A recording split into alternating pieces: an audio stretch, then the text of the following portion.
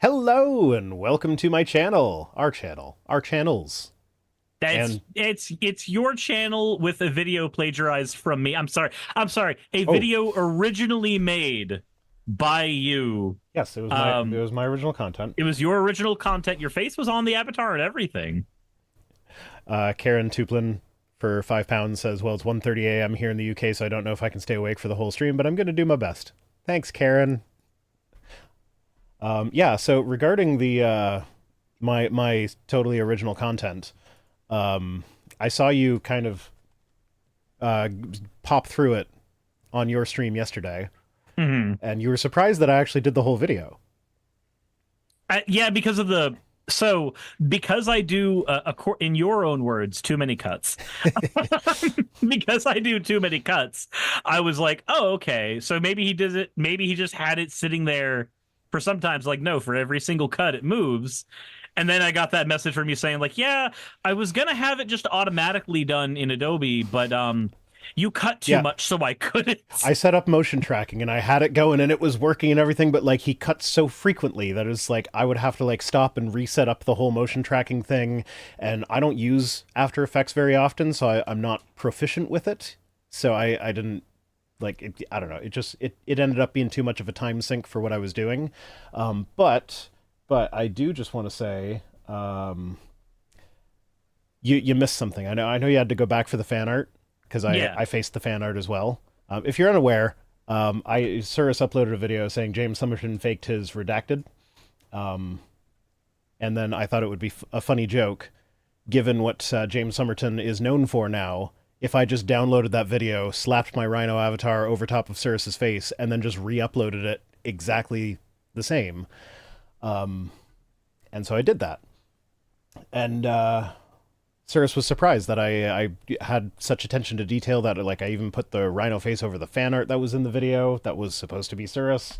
I animated my logo over top of the Cirrus's logo popping up, albeit very badly. I literally spent a few seconds on that. But I don't think you might have caught this and I just didn't see it because I wasn't paying close attention to your stream. But I also did this. A lot of people got onto him for what he had been doing. Did you catch that? You put it on the. I didn't see that you put it on the subscribe as well. He's stealing from a bunch of content creators. He made a video saying Jesus that he was going to be having all of the proceeds from his videos go to the right content. Yep. Ooh. God. Oh, that's balls. right. I forgot. I forgot to do that. I'm sorry. No, I didn't remove the ooh. You just made it ooh. I don't know why the first two didn't say. Okay, so Rosina Keller says open Bob's BB. Is that what kids say? Open Bob's BB. Is that what the kids? You mean like the old stereotype they were doing for like Facebook Indian pervs? Bob's and Vagine BB. That thing. I have no idea what you're talking about. Really? Really? Huh. But there's a hat that I have to put on, so we'll start fancy tonight. I'm feeling like a fancy boy, given what our first topic's going to be. Oh boy, what do we have first? Yeah. Aside from the ways in which you plagiarized me, you bastard. Well, okay, no. First we have to do the news items that we're not covering. Okay, so fine. So Mark Fernkopf sent me a couple news items about the governor from Kansas, because apparently she is a Democrat and is actually pretty good. And my God, this thing keeps just getting in my eyes. What is wrong with it? Why can't it just sit properly? Whatever. I'm sorry, but gutted in your eyes right now. That's what she said. I mean, you see where I'm paused, right, in the video with my face your right in face your boobs? is just right next to the boobs. Yeah. Okay. There we go. Over here. There we go. That's better. That's better. So the Kansas governor vetoed a bill requiring child support payments to cover fetuses back to the moment of conception. Now, so they're not children? No, okay, so she's a Democrat and very pro-choice. So she was like, this is clearly just a thing that the pro-lifers are doing to try and give the fetus human rights.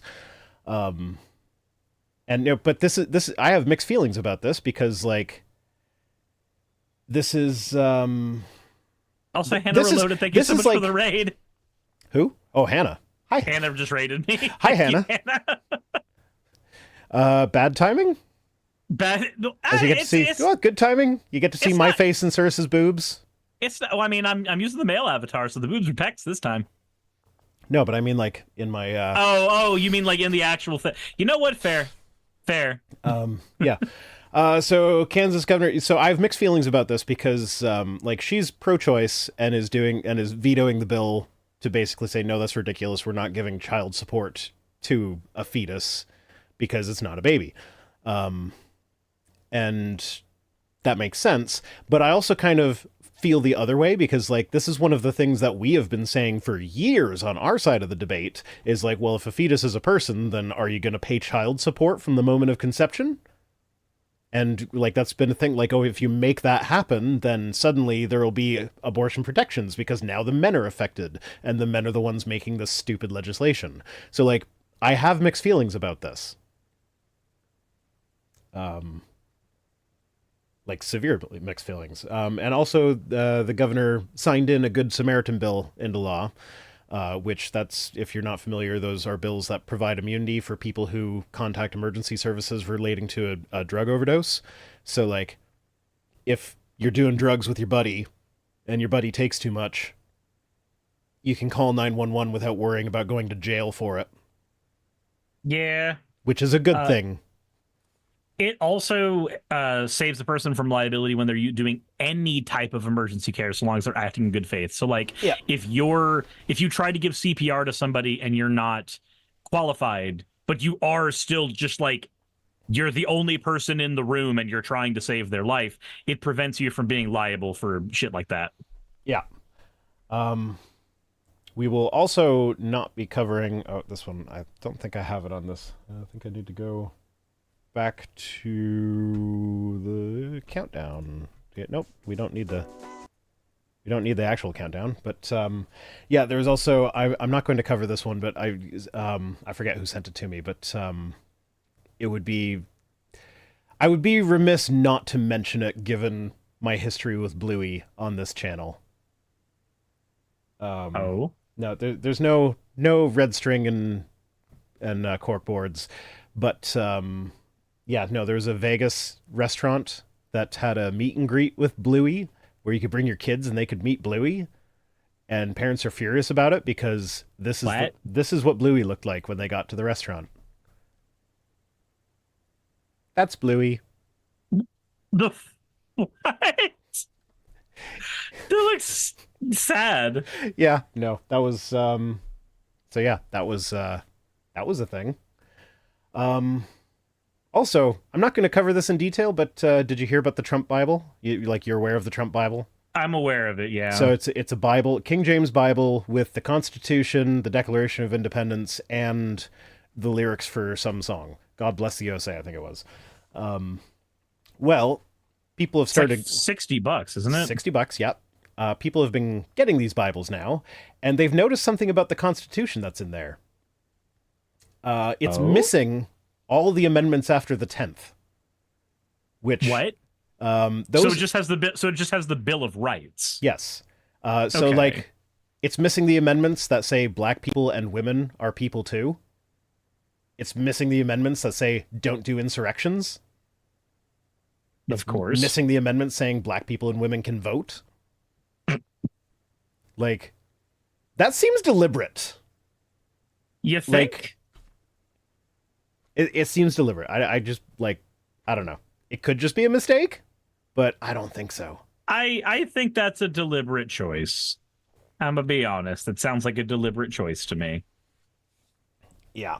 If it's not a deliberate choice, it is the most awkward, not deliberate choice, eyebrows raising up and down situation I've seen in a fucking long time. Yeah, but speaking of Trump and things being deliberate or not deliberate, incontinence. So, oh, is this the diapers? Real men wear diapers. Yeah, Parody is dead. So I didn't get a news article for this because you don't need a news article for this. Trump supporters are literally wearing diapers now with Trump's face on them and slogans that say "Real men wear diapers." So, okay, we're gonna look at the pictures. I have the pictures. Yeah. There's some pictures. I noticed it's actually Saki was showing me these as well, and I kind of wanted to die. so. One of the things that I noticed about this is that the only pictures of people actually wearing diapers, it's all women. Even though it's real men wear diapers, none of the men are apparently manly enough to wear diapers. They're all being outmanned by their women. Yep. Oh, that picture on the right, that is the exact one Saki showed me. Yeah. And they're printing it up on flags and shit. Like who paid money to print "Real men wear diapers" on a flag that they plan on waving around proudly themselves? Anyway, I just want to say, like, incontinence, not really an issue. Like, I wouldn't make fun of Trump for being incontinent if I didn't know that absolutely he would make fun of anyone else for it. Like, when you get old, sometimes you poop a little bit when you don't mean to. Whatever. Oh. Rosina says, "Is this a Poe?" No, it is not a Poe. You can go to, what is it? Snopes. You can go to Snopes right now. They've fact-checked it. These were people at the rallies that were just, like, running around with these flags and diapers over Dems. Diapers over Yes, it's ridiculous. Like, this is real stuff. This is not a Poe. These are not photoshopped. These are real people doing that are Trump supporting. So, like, what I think, like, this is a weird manifestation of toxic masculinity, I think. So the way I see this is that they have decided that Trump is the epitome of masculinity.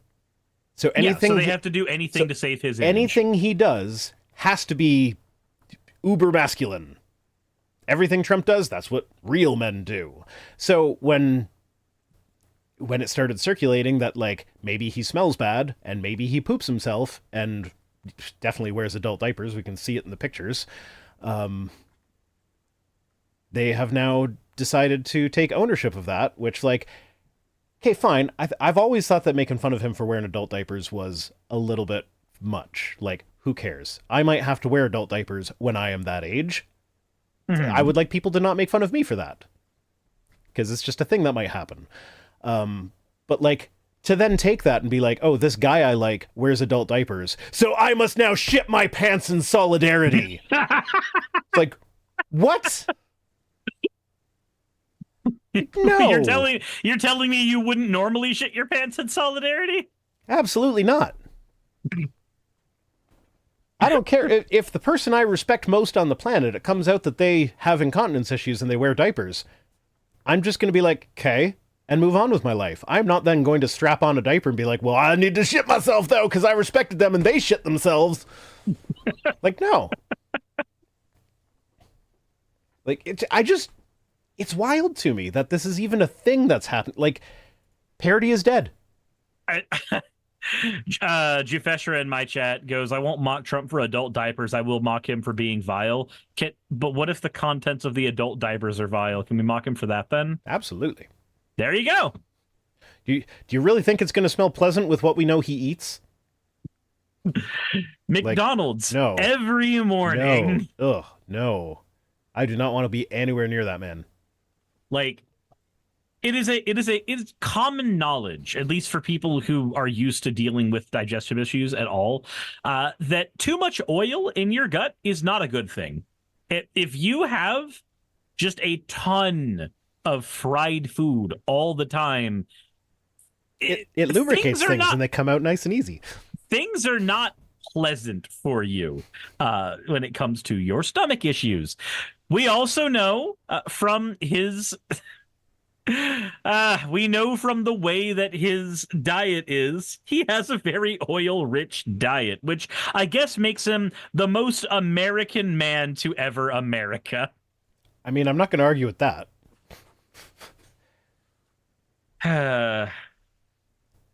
Like, I do associate him very heavily with the America, fuck yeah, kind of image. Mm-hmm. Now, the difference is, though, like, from him, it's completely a grift though. Like there are people who legitimately believe America's the best country on earth and everything. There's nobody nowhere else you'd America. rather America best. We are freedom. Yeah, we are Trump. America, great. But like Trump is very cynical. I think he's very obviously grifting. It's like he was a Democrat in the past. I don't think that gets brought up enough. Is that like he is a party switcher? He was a Democrat when he thought it was good for him, and then he switched to Republican when he thought it was good for him. Like he's an opportunist. So, yeah. Yep. So. One of my friends actually did bring that up. It's like, yeah, you used to be a Democrat. Like, yeah, that doesn't mean anything though. Like that doesn't matter. Like, the stuff he actually did when he had power, that's what matters now more than anything. Yeah. Anyway, on to the news articles that I actually have articles for. See my lovely articles? See your lovely articles? I do see your lovely articles. There are no lovely articles there. Okay, shut up a sec. We're going to lose audio for just one moment while I fix this.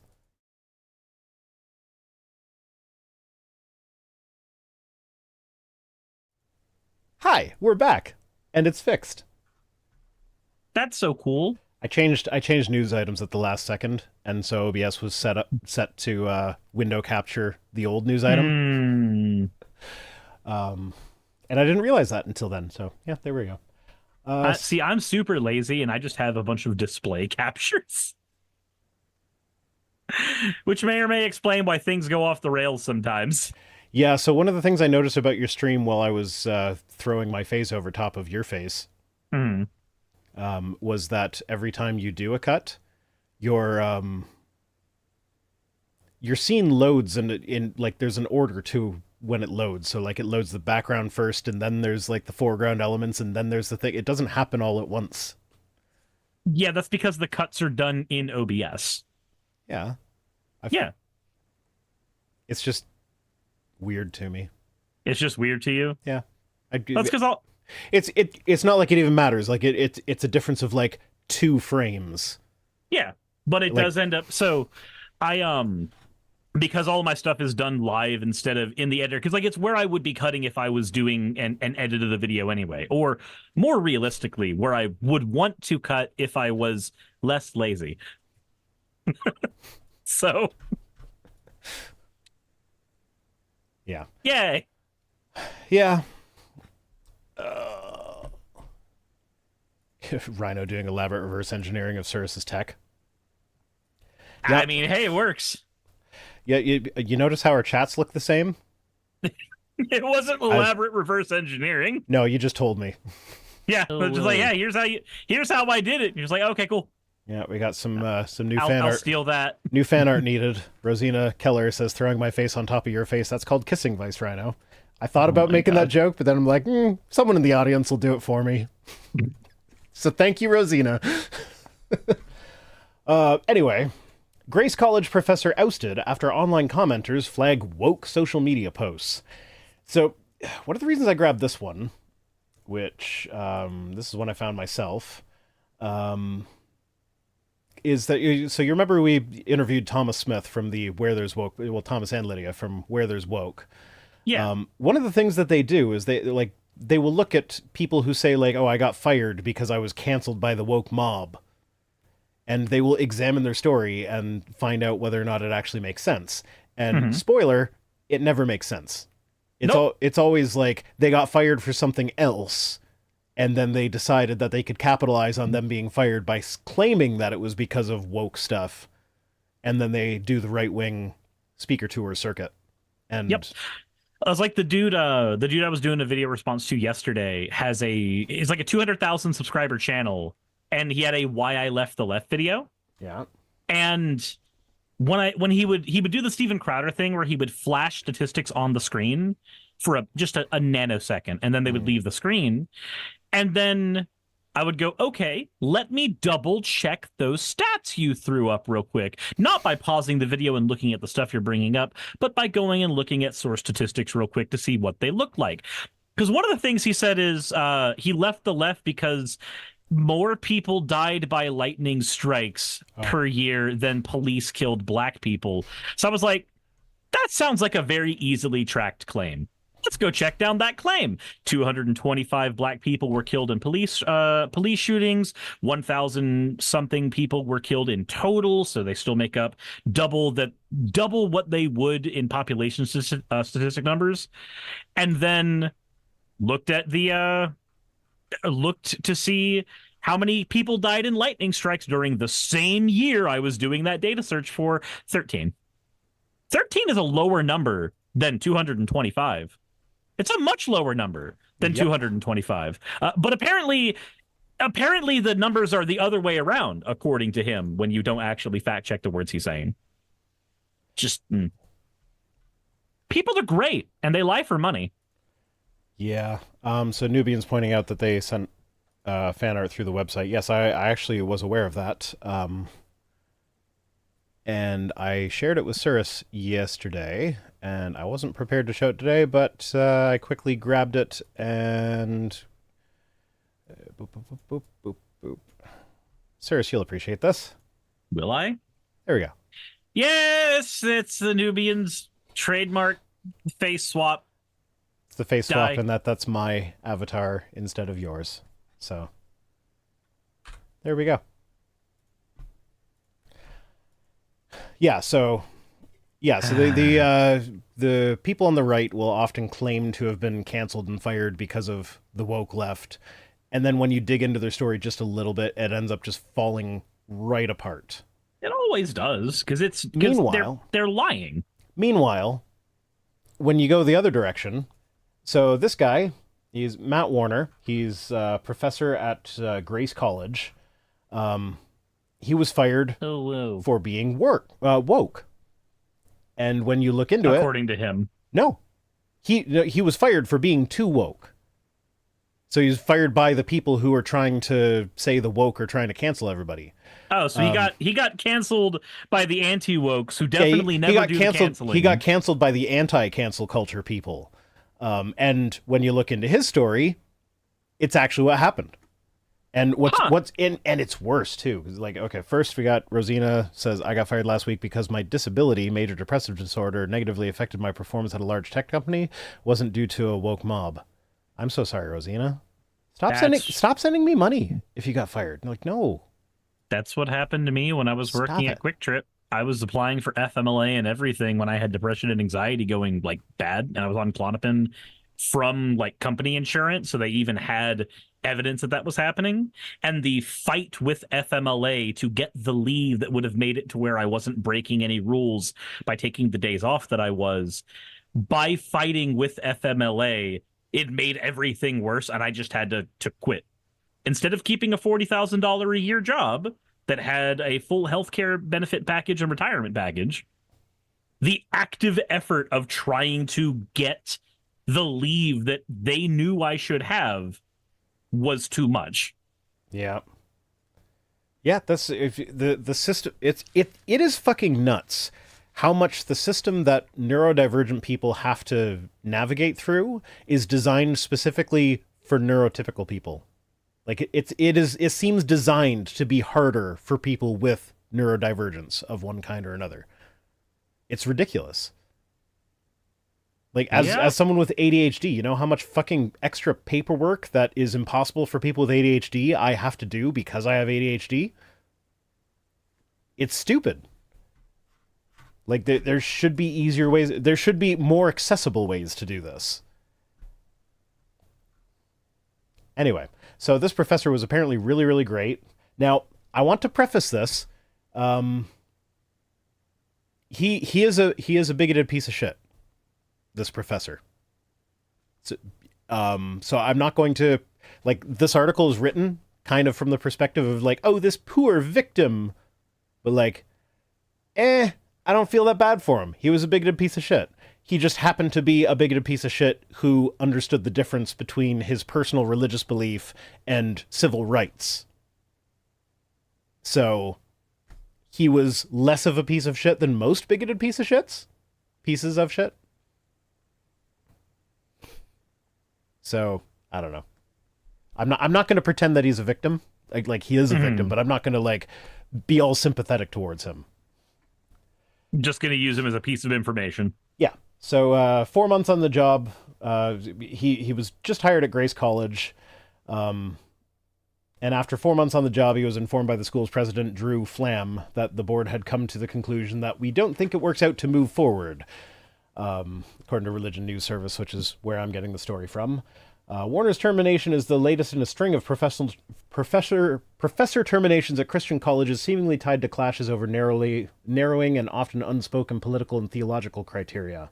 So now, while this is specific to LGBTQ rights and Black Lives Matter and stuff like that, I do also want to kind of extend this out and be like, this is why the mythicists in the Did Jesus Exist debate have a leg to stand on, because Christian institutions are responsible for employing most of the people who work in biblical scholarship and New Testament scholarship. Most of the historians that are interested in examining the question of did Jesus exist work for Christian institutions that do shit like fire people when they come to conclusions that they don't like.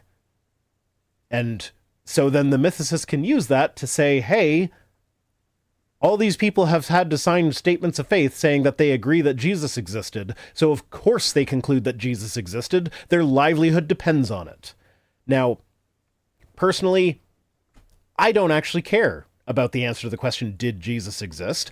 I think that probably the guy the Gospels are based on did exist in some form or another, definitely not the form that we see in the Bible. I think he probably was a real guy. That is like the easiest explanation for how Christianity itself exists.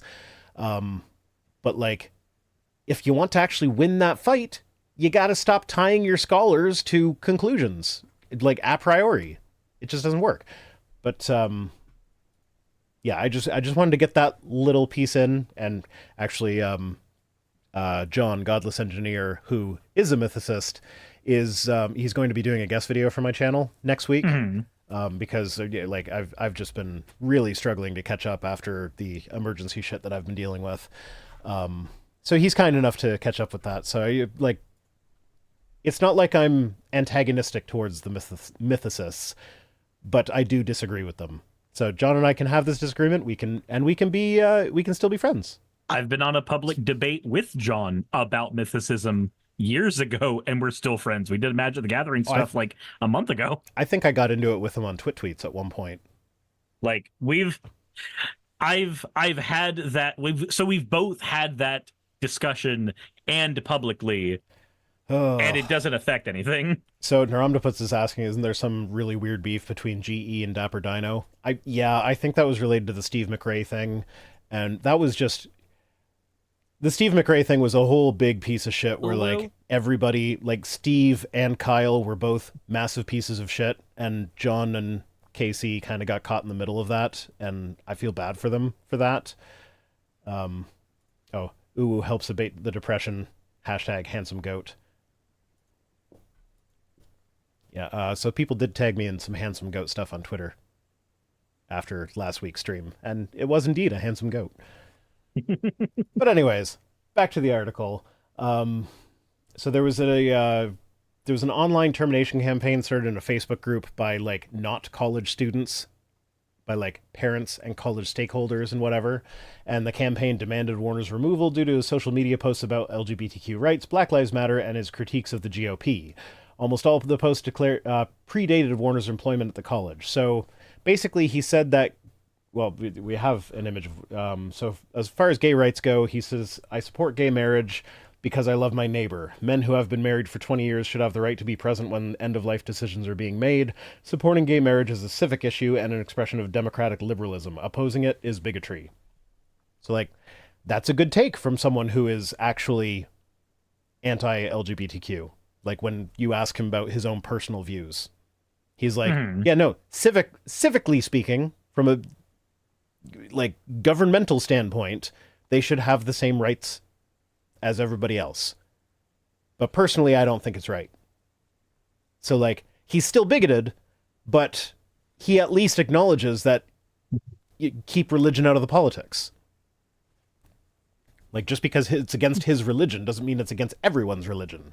And religion has no place in politics. So like, Good on him Yeah, for that. and that makes sense. It's better than the Kent Hovind response of we should have a theocracy, Yeah. and it's better than the Steven Anderson response of I don't care what kind of theocracy it is so long as we get to kill the gays. Like it's Oh, a Nubian just redeemed a hydrate. I don't have water with me right now. I'm sorry. you have beer. I have beer. That's not hydration though. Yeah, sure it is. It's the super liquid. It's hydration. It's also food. It's carbohydrates. It's beer. Or it's bread. It's bread. It's bread water. Liquid bread. But yeah, so Thank you for the hydrated Nubian. You gotta hydrate as well. Yeah, Fennec is saying beer is not water. Beer is mostly water. I gotta hydrate as well. Beer is liquid bread. It's good for you. So here's the thing. I've actually decided to cut back on my drinking. Before I would buy like this big case of the little beers, and the idea was like, oh, that'll last me a few weeks, so I can just have a couple beers on stream or whatever, and then I don't need to drink during the week. But because I am very much if there is something in the house that I like, I will just eat it or drink it person. I found myself drinking every night, which is not healthy. No, it's not. And so like I have now gotten to the point where it's like, nope, okay, I'm just going to buy the 4-pack of the big cans, and that'll be for my streaming, and that's all I'll have for the week. And then the first week that I did that, I drank all 4 of them, and I did not have a good night. Because I'm getting old, and 4 beers is too much. So yeah, it'll be 3 maximum, and then I just have 1 in the fridge. Then I'm like, what the fuck do I do with 1? But yeah, I just don't drink alcohol. That's probably better than me. It's the one time I can say I'm better than you. There are literally no benefits to alcohol whatsoever. Like none. The only studies that have found benefits did so by including former alcoholics in the study and not disclosing that they were former alcoholics. So like, look, these people who drink a little bit have better outcomes than those people who drink nothing at all. When the people who drink nothing at all were like, yeah, but they already ruined their liver by being alcoholics for 40 years. So like, I wouldn't say that that's a good outcome. Anyway, back to Warner. Oy, oy, oy. Warner and his wife said they both left behind jobs and sold their home in Metro Detroit to move with their 3 kids to Warsaw, Indiana for Warner's job at Grace. They gave up 60% of their income for him to take it. Now, when I first read through this, I was getting ready to be like, oh, they gave up this metropolitan lifestyle in a big city, making lots of money, and moved out to buttfuck Indiana. But it's like, nah, it's Detroit. I can't really say that one of those is better than the other. And like 60% less income in buttfuck Indiana versus Detroit, that's probably about equivalent when you do the cost of living adjustment. So, and now he's been taken out of that job. Yeah. So yeah, maybe we'll have to go back to Detroit. That's a pretty bleak outlook on life. But he was eager to work with his colleagues that he thought were world-class. But in October, he learned of a group of local moms calling for him to be fired. And yeah, there was a Facebook post which we can't read it because they posted a blurry picture of it instead of a high-res one. It's not hard to get high-res pictures, guys. Come on. I was about to say, I can't even... Normally, I can read stuff when it's on your Zoom screen. Yeah, no. I can't see jack. This is Monica Boyer, who says, I'm officially calling on Grace College to fire this professor immediately. If you have any contact with whatever. I don't know. It doesn't matter. It's someone calling for him to be fired because he said that gay people that have been married for 20 years should be allowed to be there for end-of-life decisions at the end of it. Like, who the fuck would be against that? Even if you're against gay marriage, like, you've been a couple for 20 years. You think the person who matters most to you in your life should not have the right to be there for end-of-life stuff? Like, fuck off. Up. But yeah, so it was a former Turning Points USA ambassador and now faith-based political commentator, Kilgore, who they gave his first name earlier, Evan Kilgore. Of course, his name is Evan. Fuck Evans. Evans are the worst. Jesus. I have weird bigotries, okay? You know what? You're not wrong. We'll just accept it. You know what? We like you for you, probably.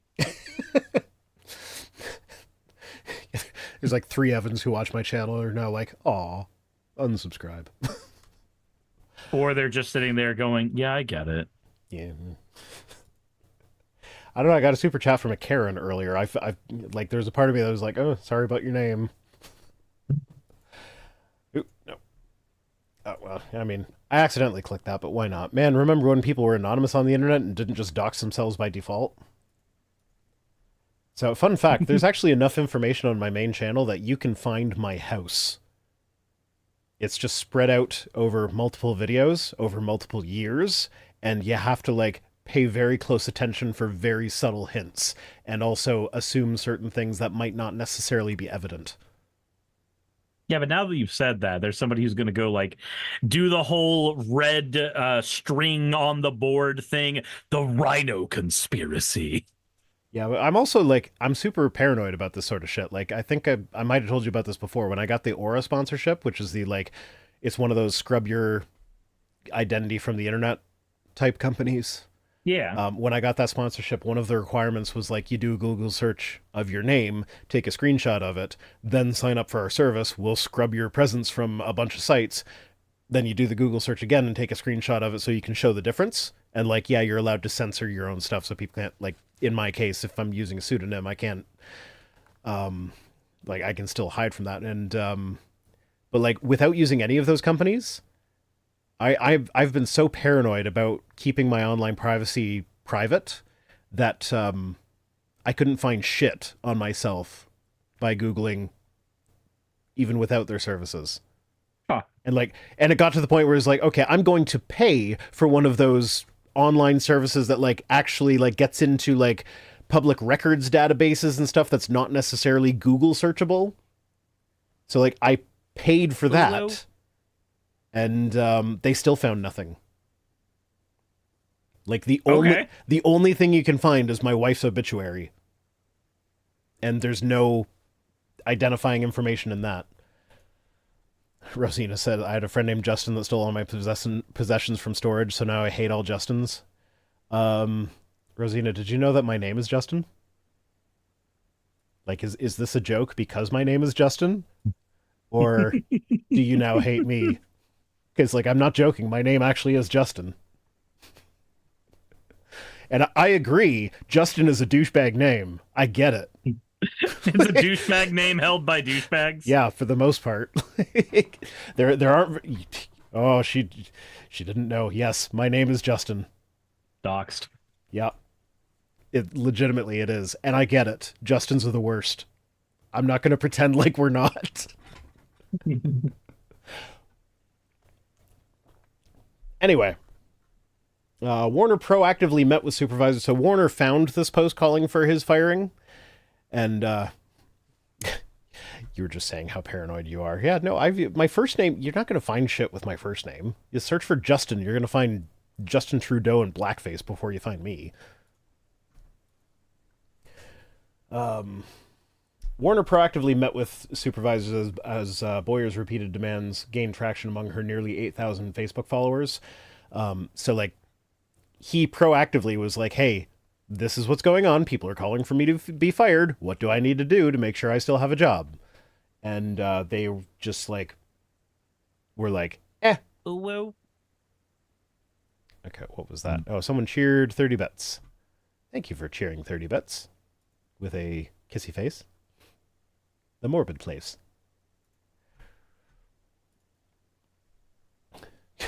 Or the SNC Lavalin shit.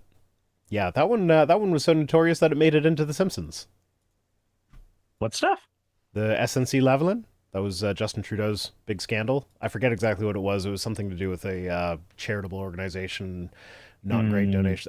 I forget, but, like, The Simpsons made a joke about it where, like, in an episode where I guess Lisa had asylum. I don't.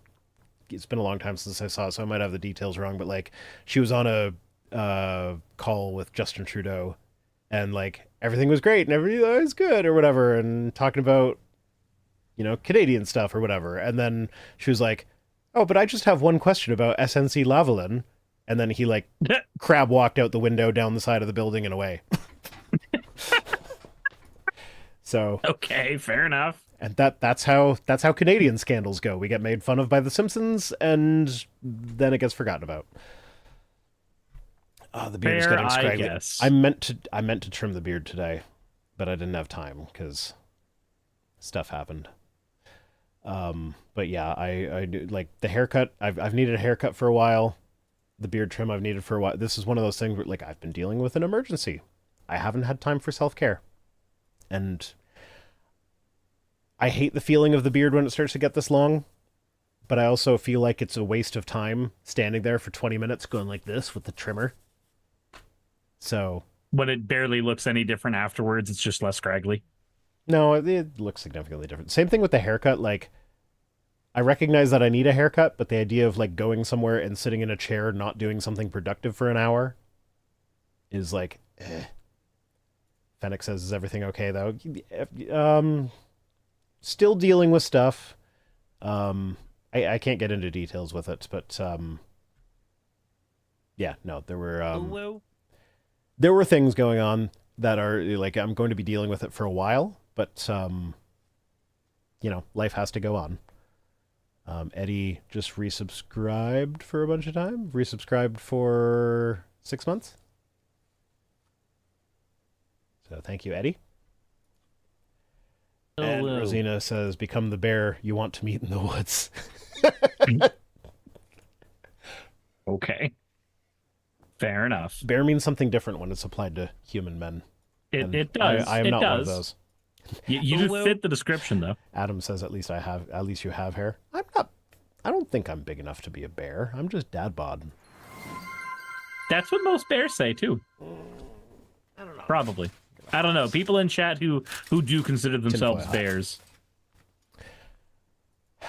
I thought bear was more like reaching biker bod sizes. Maybe. You have to also be hairy. Yeah, so chest maybe, or no, face maybe, but chest that like no. This thing's bear. Get it? It's bear. Yeah, it's because it's your bitch. I get it. It's funny. Yeah. Anyway, Warner proactively met with supervisors as Boyer's repeated demands gained traction among her nearly 8,000 Facebook followers, but initial conversations were not reassuring. Flam, that's the president, that it becomes important to remember that Flam is the president later. And Backhit, the chief human resource officer, told Warner that he wasn't yet a faculty member because the board hadn't ratified him. Now the board was considering voting against Warner's ratification. He'd been teaching there for 4 months. But he wasn't yet and a he faculty wasn't a member. faculty member. What? Christian institutions, very well organized, classically. Anubian13 says, "I can't call myself a twink because I have a pot belly." You can be a twink in spirit. You can always do the gym about it. When somebody's like, "What are you trying to do? Get a good body?" You're like, "No, I'm trying to be a twink." Why not? So now the board was considering voting against Warner's ratification, a move that would end his employment. Warner, who distinguishes between his support of people's civil rights and his theological convictions, said he has no qualms with the school's faith standards or lifestyle commitments. Grace College requires all faculty to sign a lifestyle commitment that affirms marriage as between one man and one woman and bans homosexual behavior. So yeah, he's still a bigoted piece of shit. He's just not as big a piece of shit as most bigoted piece of shits are. Pieces I'm just gonna of shit. say That's like attorneys general. If you, man, I want to say somewhat violent things about those types of like the affirmations of faith and all of that. Like an affirmation of faith at a Christian institution just being, "Hey, you believe in the same God as we do." Okay, cool. That's at least somewhat reasonable. But when it's like, you also believe all of these political things, man, You know, there are people that will actively get violent about their politics, right? Yeah. Yeah. Yeah, no, this is what I'm saying. Like when they actually stick to their statements of faith and make people adhere to them as they start to get more narrow and narrow, it's not good for the academic stuff at the No, it's institution. not. It's like the academic pursuits have to be subjugated to their theological beliefs, and like if their theological beliefs are just wrong, which is a possibility. Like, I mean, obviously, I'm an atheist. I think they're all wrong. But like, possibly incorrect. Even if you're not an atheist, like, how many denominations of Christianity are there? Like 44,000 by some people's count. Now, I get that that's a controversial, like the institution that did that, which is a Christian institution, by the way. But the way they came to that conclusion is a bit controversial. But like, it is undeniable that there are thousands of denominations at the least. They can't all be right. So like, if like, no matter how firm you are in your convictions, like you have to, like, I know they don't, but like you have to acknowledge the fact that like maybe one of these other denominations actually got it right and we're wrong. But if you tie everybody's like financial livelihood to saying that no, we are the right ones despite all the evidence to the contrary, then like that's not going to be good for you. Nope. Rosina says he's a bigoted piece of shit that understands his bigotry isn't how the world should work. Yeah, basically. Either that, or he's not a bigoted piece of shit, he's just willing to pretend to be one for the sake of employment. Which is almost as bad. Actually, I'd say that's equally as bad. Because if you're pretending to be a bigoted piece of shit, how is that functionally different from you actually being one? Yeah, in terms of function and effect on the world, it's no different. It's like it's like when you look at a conservative commenter or a pundit. Does it matter that they are saying the bigoted thing or that they believe it? Whether or not they believe it is inconsequential. You have to treat it like they do, irrespective, because that's the effect on the world. Yeah. Period. Yep. I think it was like Matt Dillahunty got asked a thing about Ken Ham once. Like, do you think that Ken Ham believes what he does? And I don't remember what Matt Dillahunty's answer to it was, but I know that when I've covered Ham, my answer to it has been, I don't give a shit if he believes this. It doesn't matter. He acts as though he believes it, and so functionally it has the impact as though he believes it. Yep. Therefore, we must like, what is the functional difference between him believing it and not believing it? Nothing. And Adam Broughton says, thousands of denominations and multitudes of religions, they can't all be right, but they can all be wrong. Indeed. Yeah, and then Naramdaput says, if doing it for money it's worse than doing good for free, then obviously doing evil for money is... If doing good for money is worse than doing good for free, then obviously doing evil for money is worse than doing evil for free. So yeah, I actually kind of agree with that. Like, if you don't legitimately believe the bigoted shit that you're spewing, but you're willing to pretend that you believe it for money, that's worse than if you actually believed it. Because if you actually believe it, then at least you're being honest to your own convictions. Yeah. Whereas otherwise we know that... Otherwise you're just a slimy piece of shit. Yeah, we know you can be bought. And I understand, like, to a degree, everybody's got some kind of, like, life-altering money price that they would be willing to do something stupid for if it meant, like, hey, you've got a sick family member and you need to, save their life. This is the type of shit that you would do. So, but still. When I replied to, I want to say it was Ian Juby, like, he's a Canadian who operates out of Canada, and he operates a charitable organization. It's supposedly charitable, but it's a religious one, so it has, like, basically no oversight, and you can't learn anything about it, because Canada has very similar rules to religious charity as the States, where they can just basically say, hey, I'm a religion, so don't look into me. And, like, I said in the video, and it came across as, like, jokingly, like, I looked into, like, making Viced Rhino a charity, but, like... Like, I wasn't joking. I actually did look into making my YouTube channel a charity so I wouldn't have to pay taxes and like, it basically came down to like, unless I want to pretend to be a religion, which I'm not willing to lie about that. Like, I'm not willing to. That just crosses a line for me. You Like, don't want to be part of the rhinoism religion? yeah, like I mean, I get the whole point of like the flying spaghetti monster thing, but I couldn't start an organization like that myself because, like, in order to get the religious status, you have to actually like at least pretend to be serious about it, and I couldn't do that. But to be a secular charity, there's just way too much oversight, and I wouldn't qualify. But like, if you did the exact same thing as I'm doing, but under the umbrella of religion, it's super easy. Barely an inconvenience. Got to get the Ryan George reference as long as we're talking about Canadian shit. But yeah, so like I legitimately looked into making me a because like there are educational charities I could fall under that. But then there's stuff like, in order for my house to be tax free, it would have to be owned by the charity. And then I'd have to like set it up so like I'm paying myself a salary rather than just like the money going into my account and I can use it as I see fit. And like there actually would be oversight, and I'd have to like I don't know. It was just it was too much. But like it came across in the video as a joke, but like I seriously looked into it. It was like, nope, I'd have to either lie about it, which I can't do, which would have saved me a shit ton of money over the years. Van Briggs says, I appreciate you wearing the hat for longer than usual. Much love. This one's easy to wear. It only falls off occasionally. But yeah. So Flam told Warner on December 7th that the board had voted not to ratify him.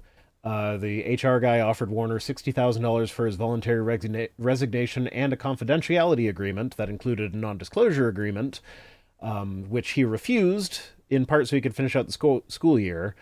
And they didn't provide him with a rationale for the decision, but the HR guy told Warner it was due to the tone and tenor of his social media posts. Which, like, what else could that be other than you posted the gay stuff. You posted that gay people should be allowed to get married? VR, like, what's that's not a I don't know tone my and hat tenor size. thing. My hat size is bigger than it needs to be because I always wear these headphones. Who knows their hat size? I don't know. Like, I don't even know what unit hat sizes are in typically. I don't either. So yeah, the Beckett, the HR guy, said the fit isn't because of your theology. The fit is more about how you've come across in the past, and the concern or the confidence that it wouldn't happen again in the future. Other employees at Grace College said it feels like it's only a matter of time before I or anyone else cross an invisible line we didn't know was there, and are determined not to be missionally aligned, and therefore fired. Adam Broughton for $2 says, I made the exact same hat for my work supervisor. Yeah, this was made for me by my partner. It's held up swimmingly over the last several weeks since she made it, because this is the original one that she made for me that several weeks ago. Oh, it's been years since I wore a hat unless hoods count. Yeah, I too prefer hoods, especially like toques or beanies, I guess you Americans call them. They always leave me with like an itchy temporary rash thing. Like, it's not like a rash, but like irritated skin. Said being paid $60,000 to scram sounds like a good deal. Hat sizes are freedom units. Not really. So while it wasn't just scram, it was scram and never talk about this to anyone. Non-disclosure. Yeah, there's more that you have to give up besides just also, like, leaving. Keeping in mind that these guys took a significant pay cut to take the job, he very much like this was a job that he was passionate about, not for the money. Like, he wanted to do that job specifically because he was passionate about that job, not because he wanted money.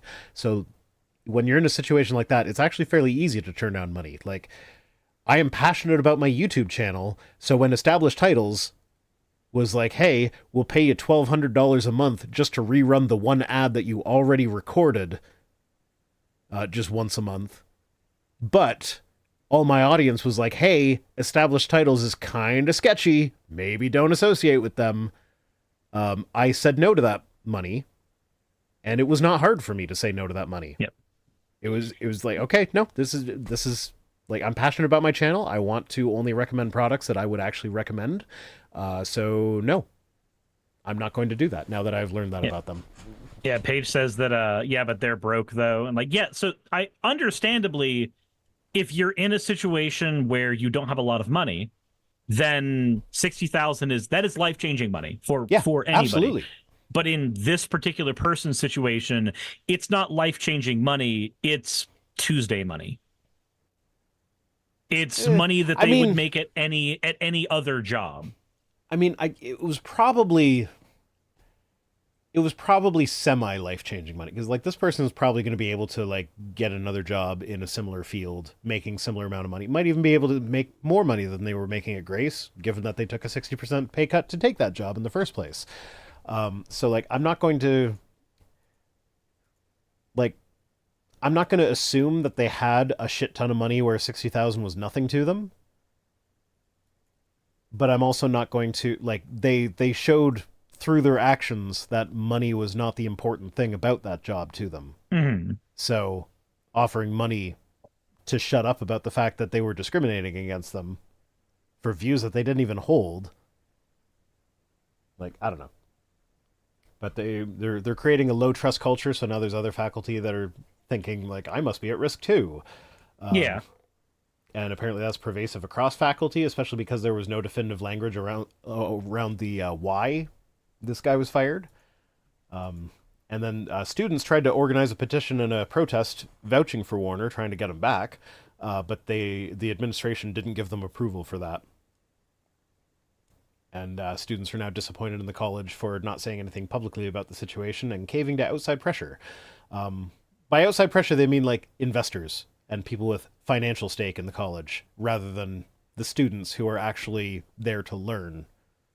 So like they care more about the people with the purse strings than they do about the students that they're supposed to be educating. And that's one of the reasons why schooling should not be a for-profit organization in Yeah, the first fucking place. absolutely, 100% with you on that one. But yeah, they go into that here. They say, as Christian colleges vie for a dwindling number of incoming students, many are struggling to navigate the chasm between the convictions of conservative stakeholders and those of the more theologically, politically, and radically diverse faculty and student bodies.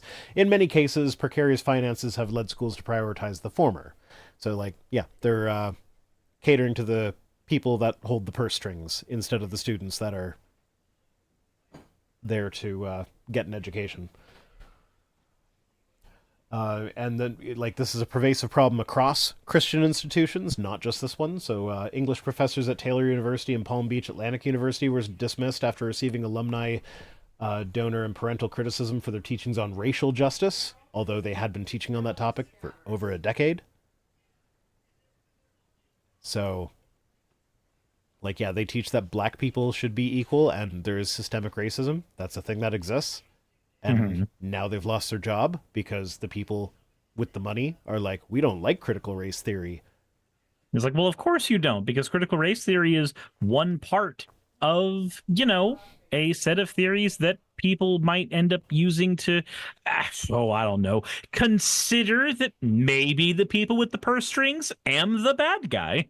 Yeah. That maybe. Yeah, I feel like if the system that is educating students refuses to teach about how racism has been baked into the system, then that is itself systemic racism, is it not? Yep.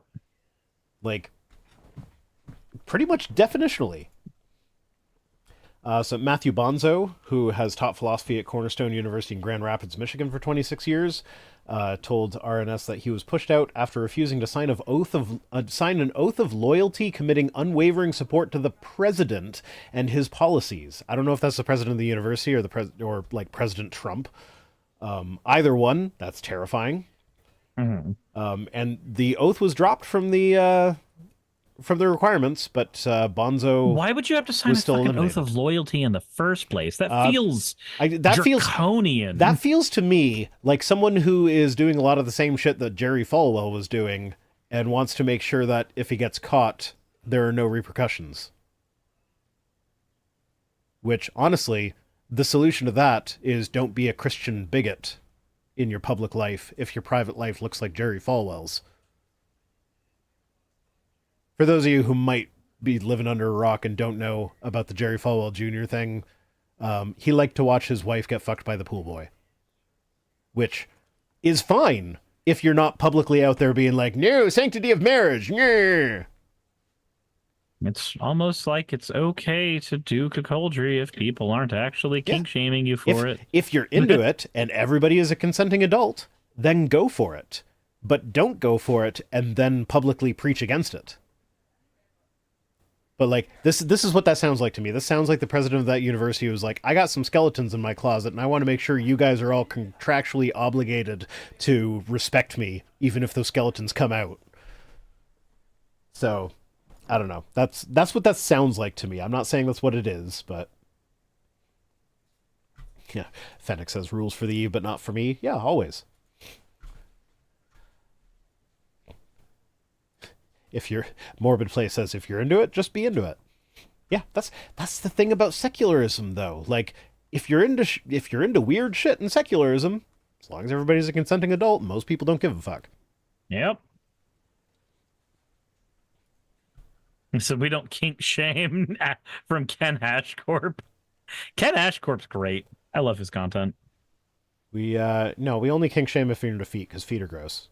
No, feet are fine. Scat I'm is kidding. what we will kink shame for. Scat? Yeah, Oh, yeah, 2 girls, 1 cup stuff. Pooping. No, I'm talking about real men wear diapers. I was hoping that God I had damn the it. pictures up when I pulled that back Nope, up. But you it's just pulled up a thing that It's says just a real text. men wear you just said scat real men wear diapers. Yeah. I mean, Trump is into water sports, apparently. And again, that's one of those things where it's like, if he just came out and admitted, like, yeah, that's one of the things I'm into, I'm like, okay, that's fine. You do you. It's not for me. But you do you. As long as everybody's consenting adult, that's fine.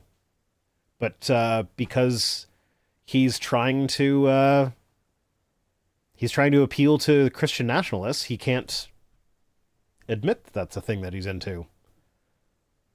Anyway, Rosina says, I know creationists and far-right orgs have statements of faith and loyalty pledges. Yeah, actually, Answers Research Journal. Don't worry, not a cult. Answers Research Journal actually has a thing where it's like in their submission requirements, so like, your submission must adhere to our statement of faith and whatnot, or whatever. And if you read the statement of faith, it's obviously young earth creationism shit. So it's like, yeah, no, our supposedly peer-reviewed research journal will refuse to publish anything that doesn't conclude that the Earth is only 6,000 years old and evolution's a lie. But yeah, Yep. it's a legit science journal, y'all. Excuse me. It just doesn't follow any of the rules of a legit science journal.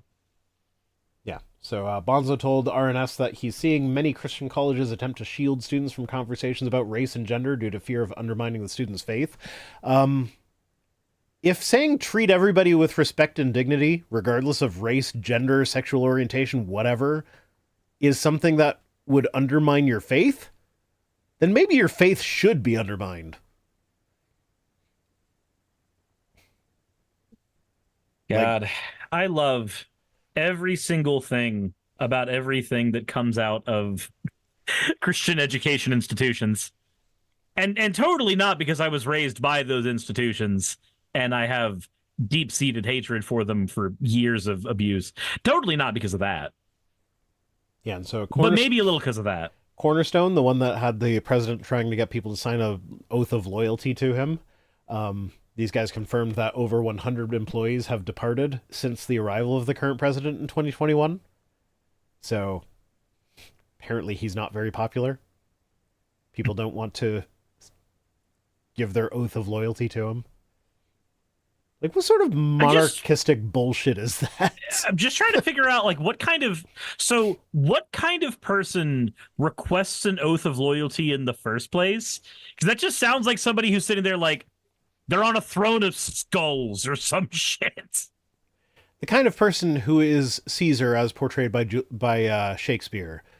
I am the Northern Star, constant in my whatever, and you all must bow to my things. And that's on my mind right now because of my video coming out on Friday. God has ordained me. So, You are loyal. so spoiler for my video on Friday. I found like I was looking into the like how the genetic code first evolved, and one of the papers that I found. So there was like this big, long, complicated process that had the word wobbling in it, which I kind of liked. That was being suppressed by the single. It was EF-TU. And I'm like, I don't know if it's EFTU or if it would be pronounced F2 or if something else or whatever. But as soon as I read it, my mind immediately went to Et tu, Brute. And so as I was recording that part of the video, I had my partner stab me as we recited some Shakespeare. Hold on. My OBS seems to be stupid and keeps flickering to a random scene. So I am trying to fix that real quick.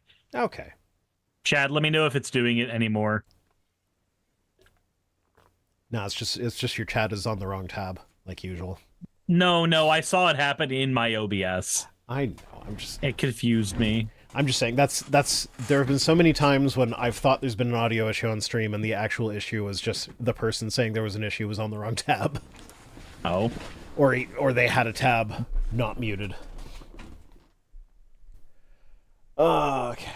So Warner, back to Warner, who, if you'll remember, he's the guy that initially he's the guy who got he was fired. The guy who got fired. So in January, he filed a faculty grievance charging Flam and Beckett with alleged violations of college policy.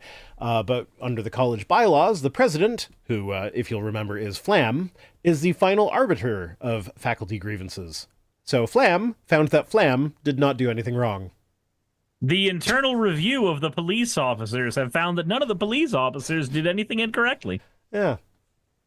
Fancy that. He also submitted a board appeal requesting that a third party hear his case, but the board affirmed Flam's ruling on the grievance.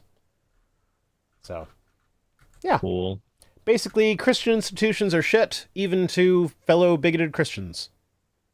Because the fellow bigoted Christian wasn't overtly bigoted enough.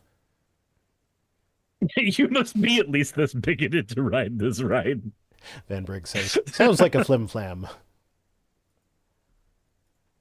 Yeah. And along the lines of people losing their jobs at university, Texas university leaders say hundreds of positions, programs have been cut to comply with the DEI ban. So this came to me from an anonymous source. Oh, the diversity, equity, and inclusion ban? Yeah.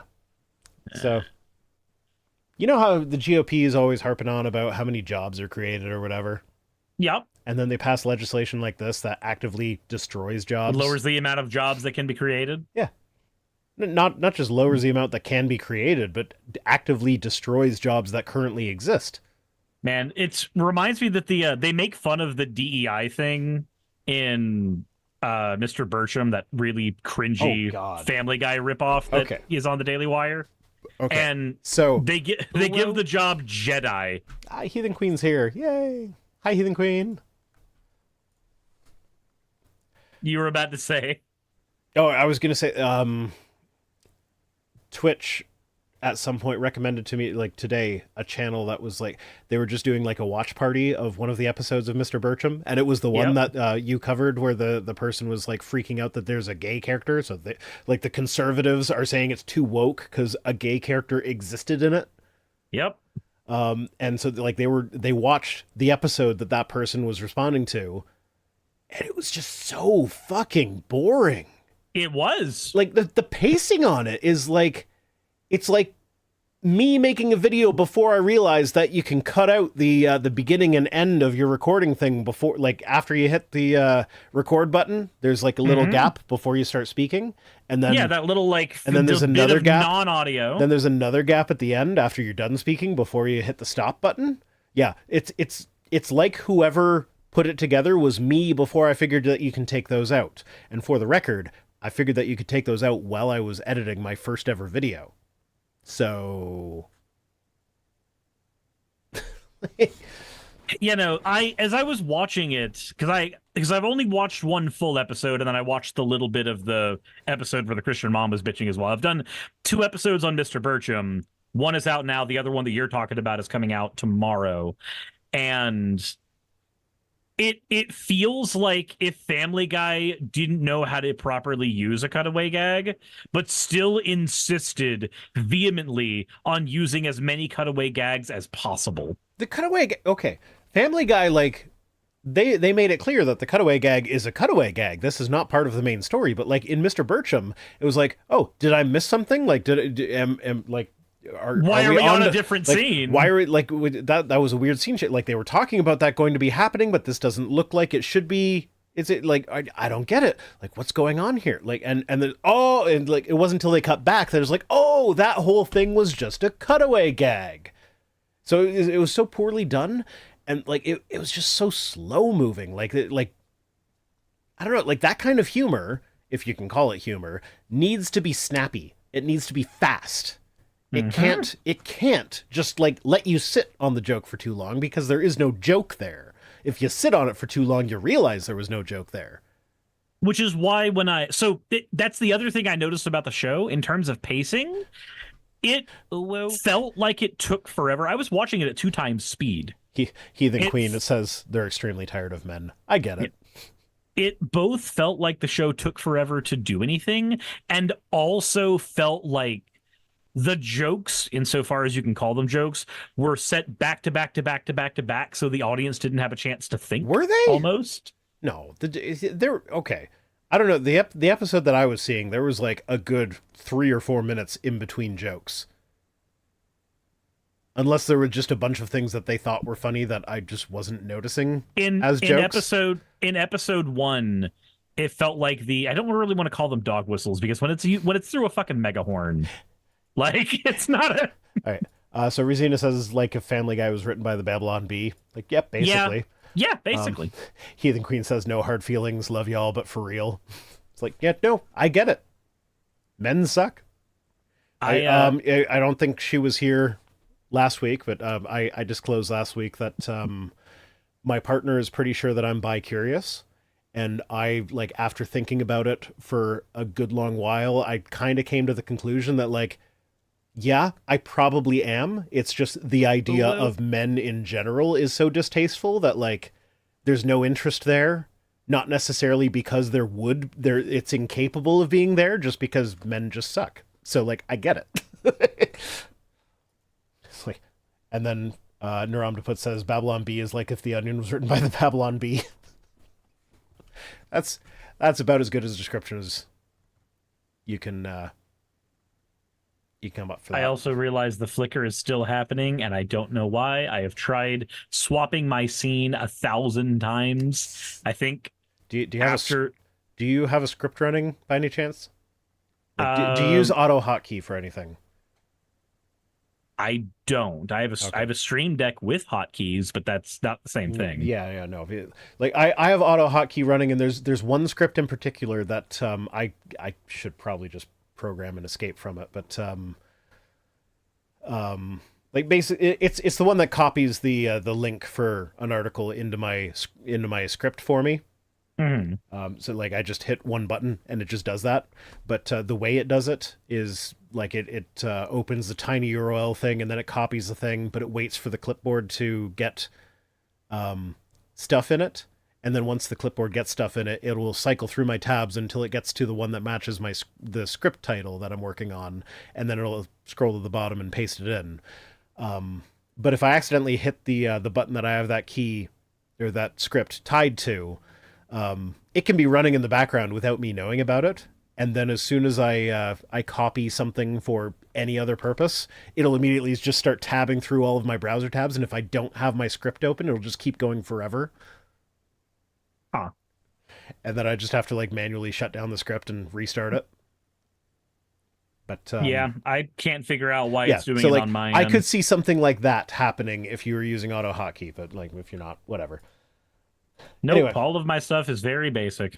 So Texas University has eliminated or changed hundreds of jobs in recent months in response to one of the nation's most sweeping bans on diversity programs on college campuses.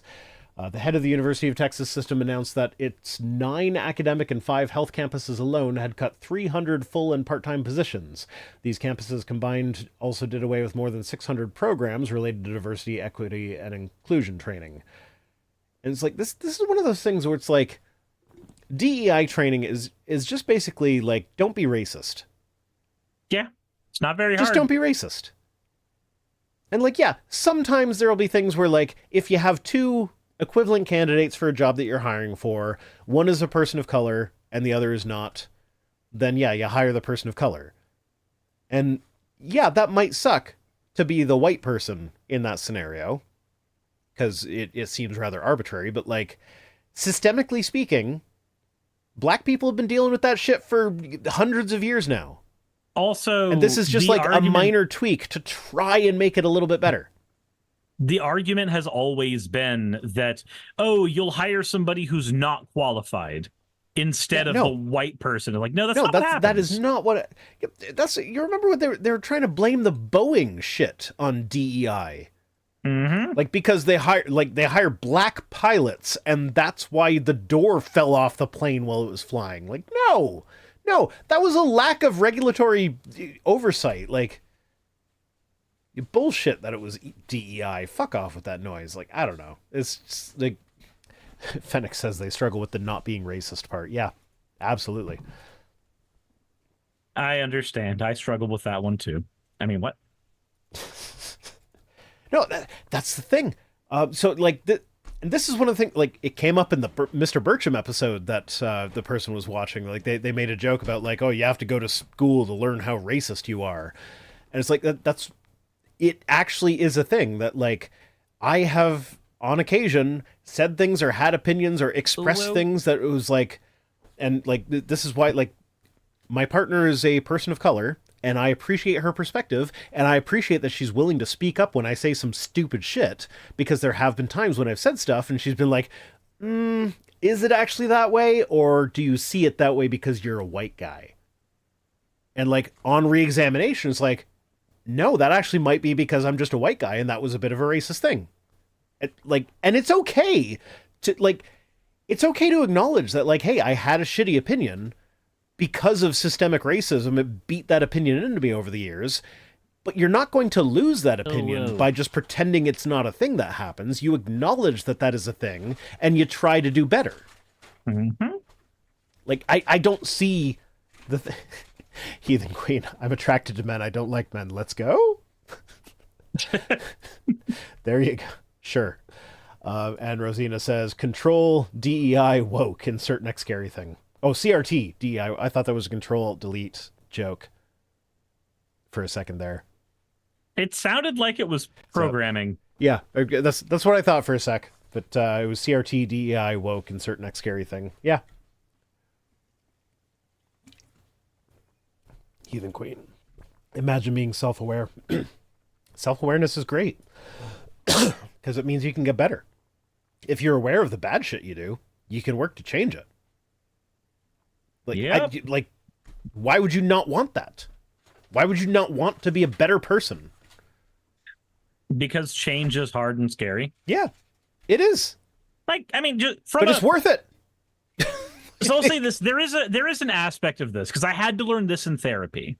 One of the issues I ran into before I went to therapy is it's sometimes hard to figure out how to change.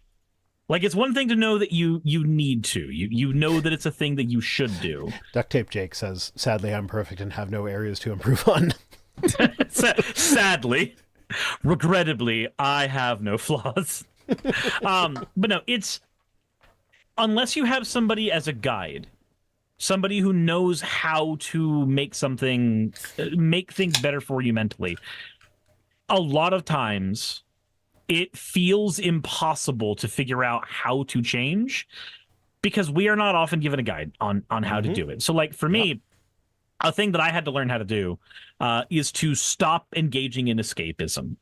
So, as an example, you know how when you feel really, really horrible, like your brain has put you in the worst brain space and now you're catastrophizing everything, and you start making just a normal day.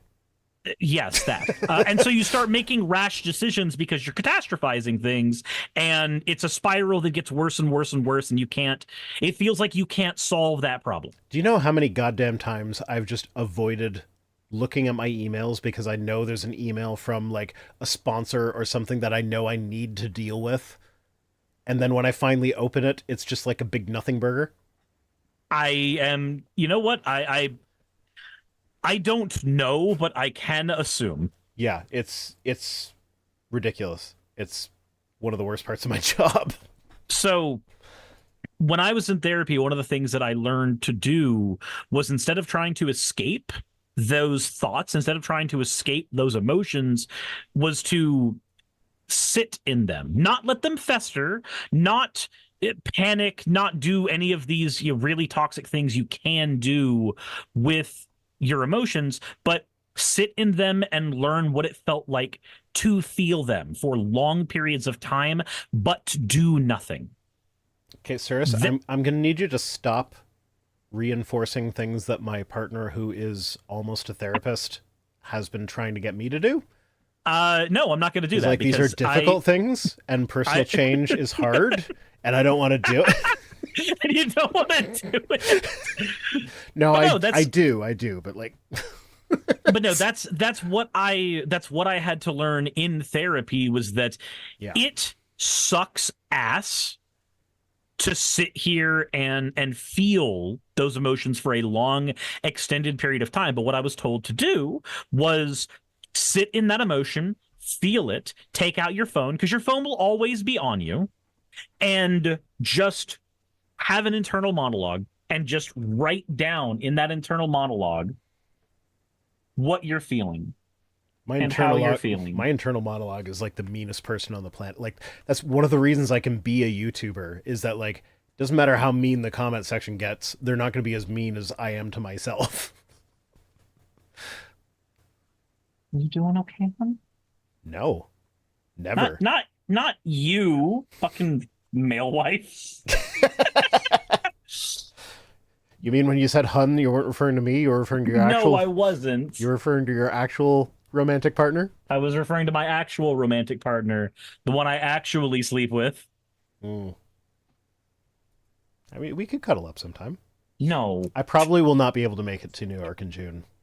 Sadly, there's just too much shit going on in my life right now. I need to not take a couple days off. So, because my OBS is fucking up really bad right now, instead of doing my full stream, I'm probably going to cut my stream after I'm done with Rhino. Aw. Then I will be in there with you. Okay? I'll make us burgers.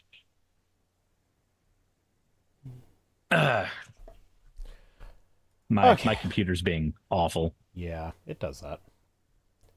So, yeah, anyway, I don't know. When I cut this up, we haven't really spent a lot of time on this, but yeah, basically they're cutting out DEI programs. The money's going to policing on campus instead of DEI, which public safety and policing, like public safety I could kind of get with because like there's that horrible statistic that like so many women are sexually abused and it usually happens like when they're in college on college campuses and whatnot.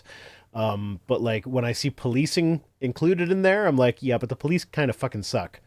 And like another news item that someone sent to me today that I decided not to cover because it was too goddamn depressing was like the hundreds and hundreds of like 5-year-old students in the States that get arrested by police and they like do the same thing they did to George Floyd with these 5-year-old kids with like handcuffs and sticking their knees in their back and whatnot.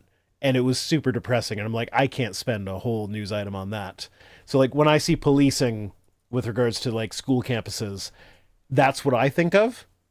So I'm like, I kind of don't want it to go there because fuck that. But like No. public safety, like making sure that women aren't being raped or sexually assaulted on campus, or anyone being raped or sexually assaulted on campus, because like it mostly happens to women, but it happens to men too. So like yeah, no, I fully support not allowing that, but like also fuck the police. When it happens to men, we also run into the issue of everybody tells us that we should have liked it. Yeah, like It's like you wanted that to happen, didn't you? Like, no. No, people don't generally want to be assaulted. Yeah, so I'm thinking back to like when I was a kid. So some of the things like as an atheist, I've rethought my childhood, like teenage years, not like younger childhood, like old enough to have potentially been sexually active, but like still a teenager. And I'm there were opportunities I had that like going back with the viewpoint I have now, I'm like, yeah, that could have been a fun time. Like I don't like regret the choices that I made, but it's like I was kind of a prude and restricting myself, and I could have had some neat experiences, and like as long as the education was there. But then like because that's a thing that I've thought of, like I also see like some of these articles that like anytime a male student is raped by a female teacher, the news is always like, oh yeah, this teacher had sex with male students. Whereas if a male teacher does it to a female student, it's It's rape. they say rape. So it's like, yeah, I don't want to go full MRA here because, like, yeah, no, women absolutely have much more to deal with than men do. But at the same time, there's this whole toxic masculinity thing. Like, this is toxic masculinity, which is like it's the root of all of these problems, where men are supposed to like it. So if the hot teacher comes on to the male student, he's supposed to like it. So like the idea that it could have been rape shouldn't be a problem. But like thinking back on that, I'm like, yeah, I want to say that like maybe I would have, but also like because I was the little goody two shoes kid that I was who said no in situations where I could have said yes and had a good time. I'm like, if a teacher in a position of authority did that to, that would have been severely psychologically damaging to me.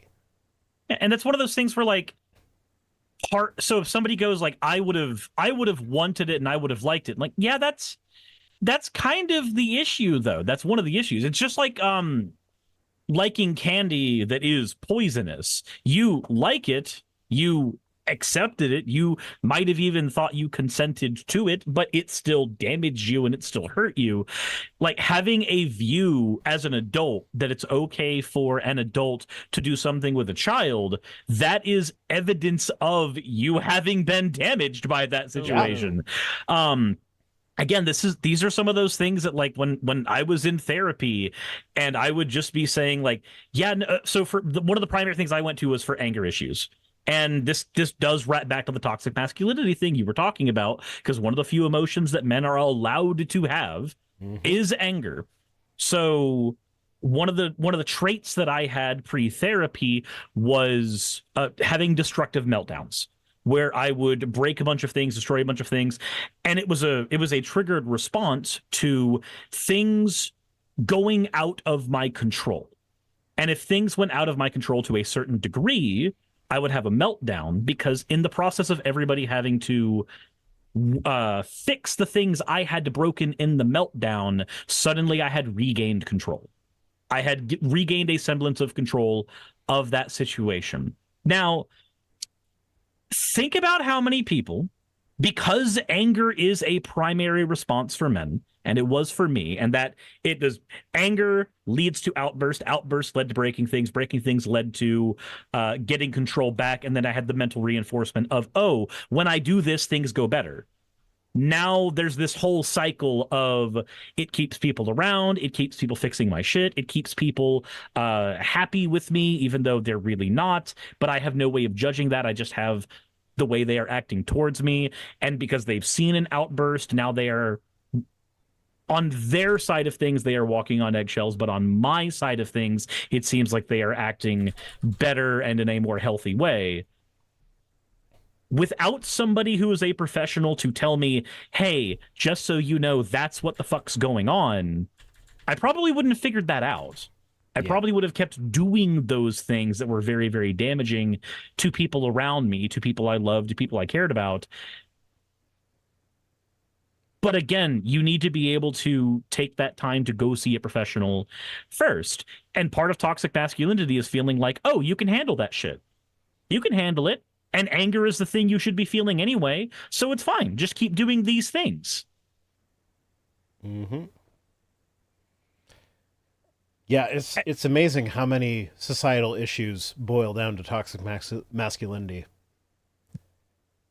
and like even like stuff in my personal life, like as part of dealing with the emergency that I've been dealing with and being behind on my work and just like the stress of needing to do shit or whatever, I started having a panic attack a little while ago. And like my partner was home, but she was upstairs like doing something to get ready for the day or whatever. And I eventually like I did send her a message being like, I need you down here now, like I need support. But like it was so hard for me to just like say, hey, I need you. Mm-hmm. Like, why is needing someone hard? That should not be hard. Everybody needs someone at some point. So, like, this is the thing where, like, this uber masculinity, just be strong, whatever. Like, no, that's harmful to every fucking buddy, including the people that, advocate for it the most. It's like, no, it's okay to need help sometimes. It's okay to have support. And like these stupid fucking Christian apologists are like, society needs strong men's. Like It's like no, the strong thing. Yeah, the strong thing to do is you need help. Yeah, like it took effort to be that vulnerable with someone. Like that is something that strong men can do, is be vulnerable with the people in their lives that care about them and be real with them. So like, I don't know. And like the whole, like, no, you can't ask for help. That is toxic masculinity. And that's what we mean by it. And it's harmful to everybody, not just women. It's harmful to men as well.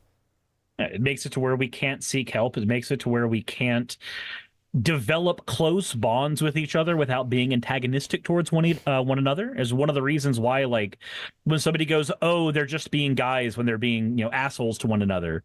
Yes, that is a part of a lot of male friendships. But there are people who the only way they can communicate that they are a friend with somebody as a guy is to be outwardly antagonistic towards their other friends. That can be an issue, especially if one of those friends is, say, autistic and can't tell the difference between playful antagonism and actual antagonism, and has to have it explained to them every single time that somebody's being playfully antagonistic instead of actually antagonistic. Yeah, that can be difficult as well. Like it's a fun set of circumstances we have found ourselves in.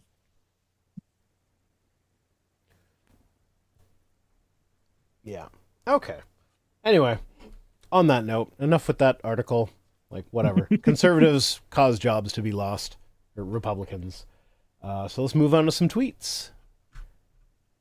Yay! So Roger Stone. We're starting with Roger Stone, who says, yeah, New Jersey is in play for real Donald Trump. Could Joe Biden draw a crowd like this? He says, as he shows a picture of what looks like the Copacabana beach at Rio de Janeiro.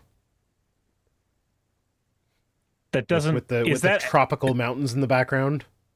So that's not New Jersey. That is not New Jersey. No, that is Rio. That's actually a Rod Stewart concert from 1994, I think it was.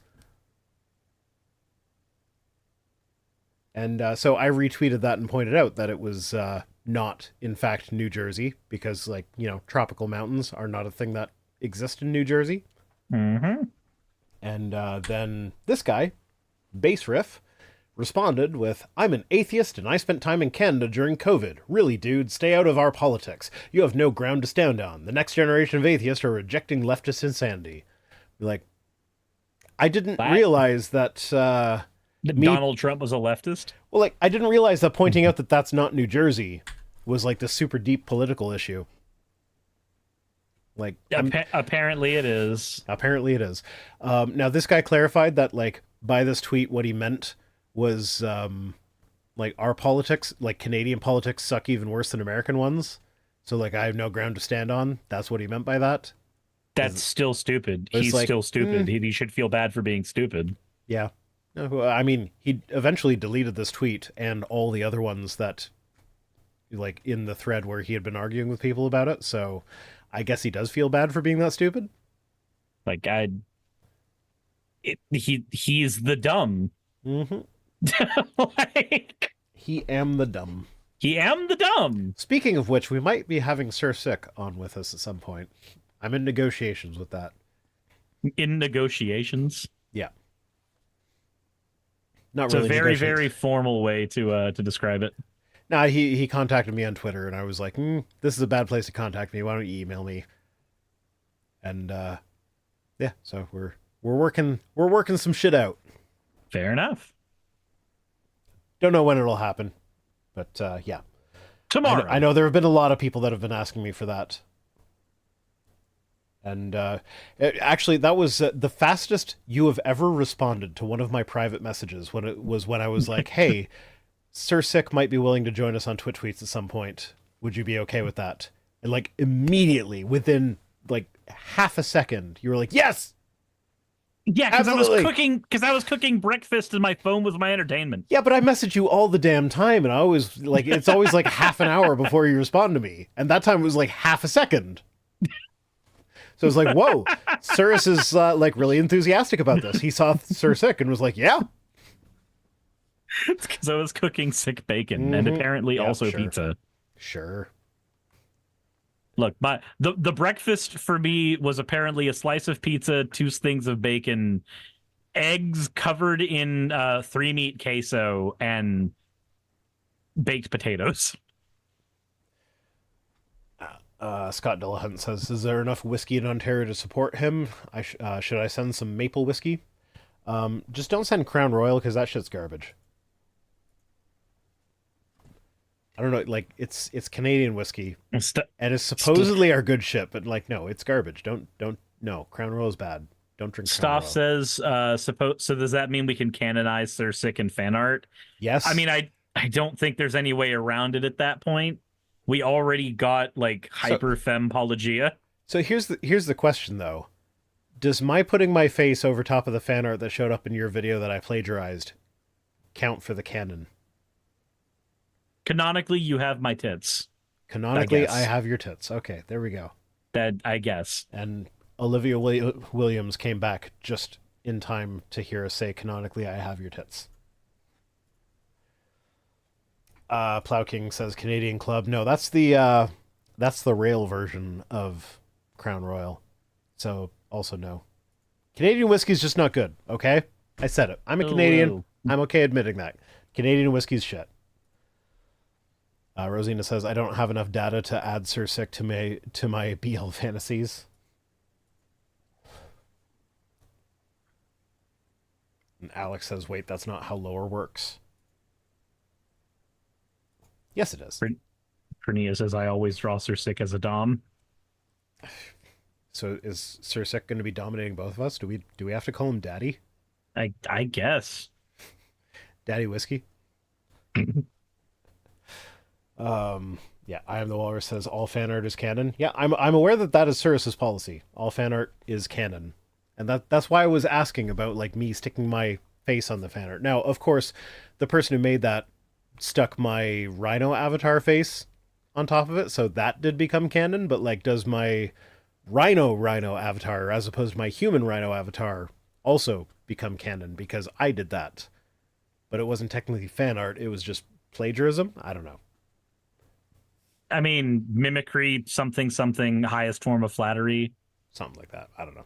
If mimicry is the highest form of flattery, then plagiarism is like worship, I guess. So what's funny is YouTube. You know how YouTube gives you that comparison, like in comparison to the last 9 videos, this one is like for how long it's been published. It's like number 3 in view count.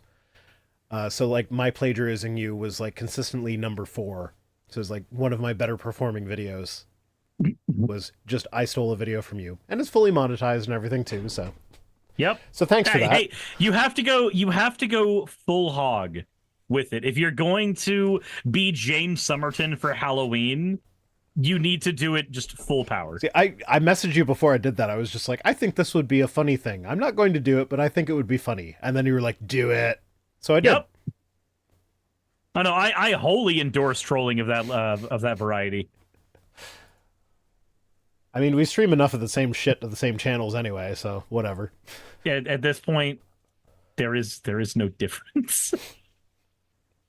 Sure, I'm why not? also sad that like that my critique of the James Somerton thing is also one of the better performing videos on my channel, period.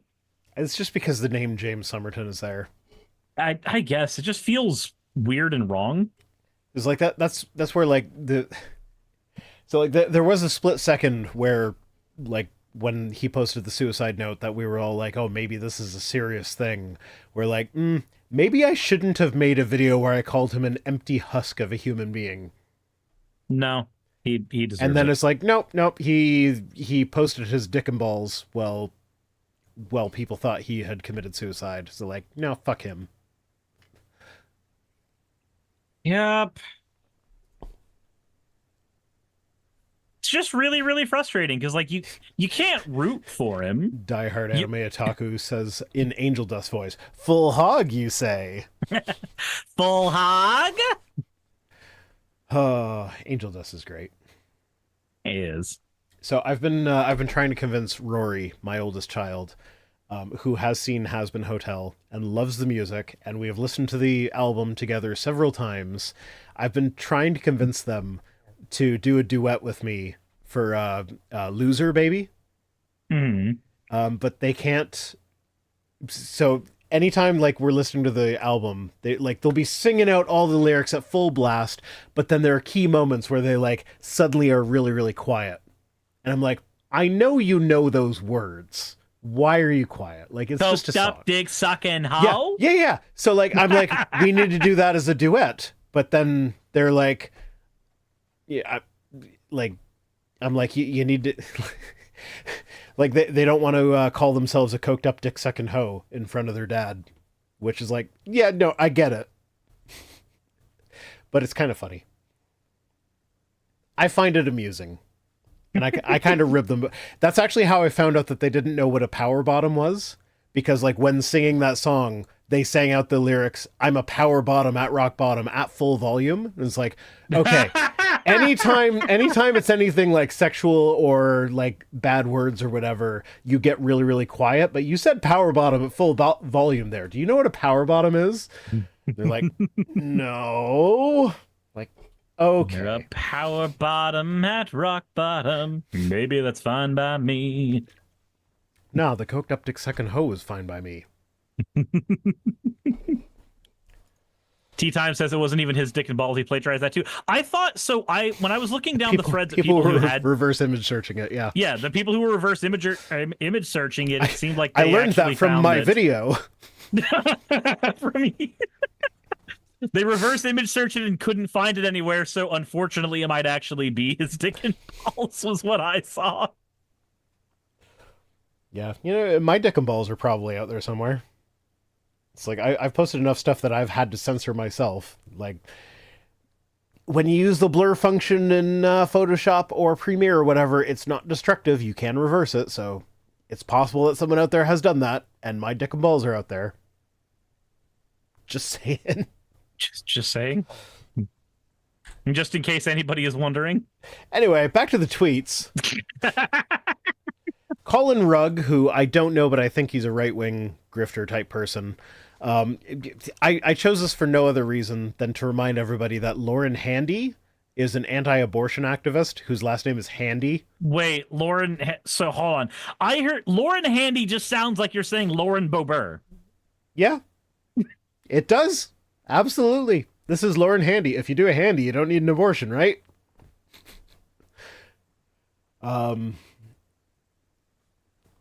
Oh, Die Hard says, I'm trying to convince a non-binary friend of mine to be Alistair. They would be the tiniest radio demon. It's canonical that Alistair is asexual. Yep. And a cannibal. And a cannibal, yeah. So here's the thing, though. Like, there's so much goddamn lore in that show. And, like, I kind of hyperfixated on it for a while. So, like, I started learning all this shit about it that, like, is not even apparent in the show itself. No, it's just all the stuff that Vibsy put in the background. Or like just outside. has said on a live stream at some point. And one of the things was, like, when Rosie says, like, oh, you're a real ace in the hole or whatever. I was like, and then he was like, I'm a what now? I was like, okay, what does the phrase ace in the hole mean to most people? Because like that sounds like close to two phrases, but neither one really quite fits. And then there was this like long thread on Reddit where like someone was like, yeah, no, it's because he's literally an ace.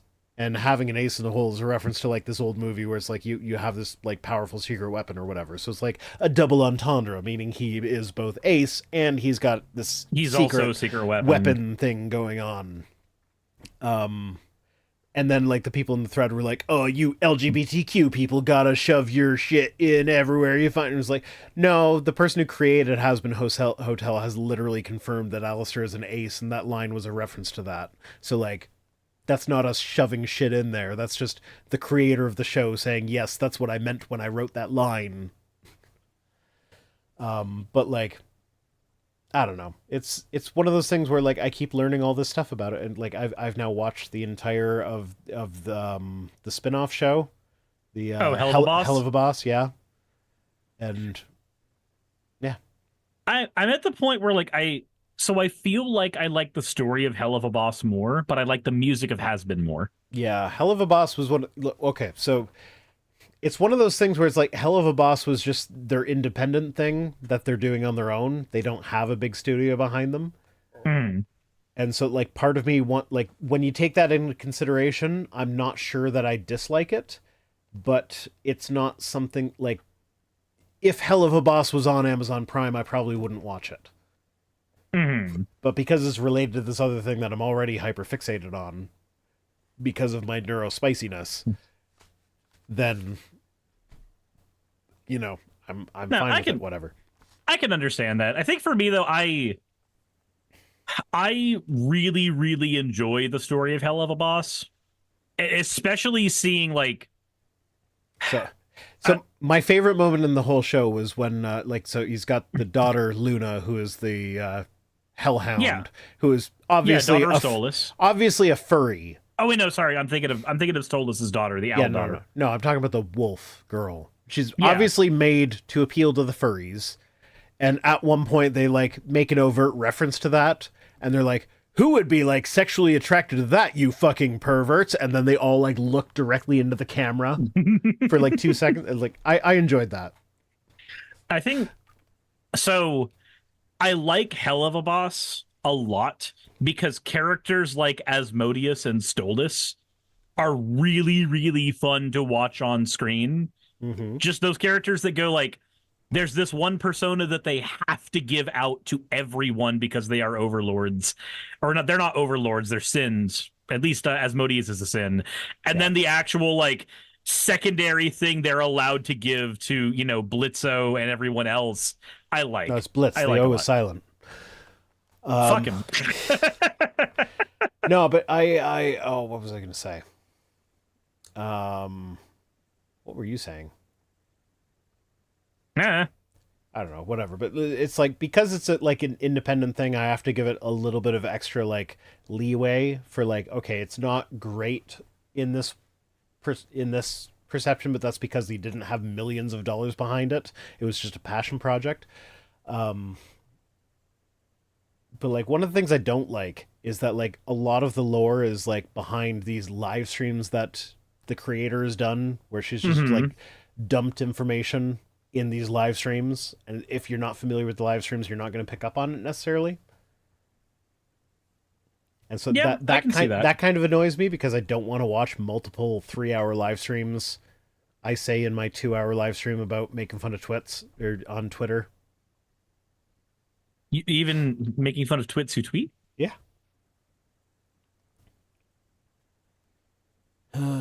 Anyway, I forget what I was going to say, but anyway, so this Lauren Handy was sentenced to 5 years in prison for blockading a Washington abortion clinic. So after she was indicted, when the police searched her home, they found a bunch of fetuses in her fridge. What?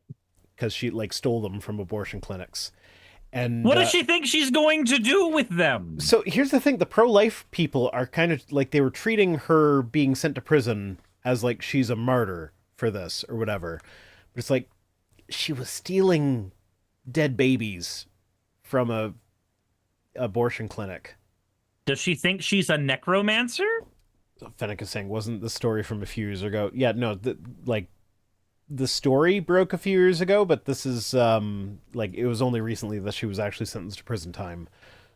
Um, and yeah, but like people are like showing pictures of the fetuses, being like these were like fully formed babies who like were probably executed after birth. It's like no, they were just fetuses that she stole and kept in her fridge, and like a crazy person.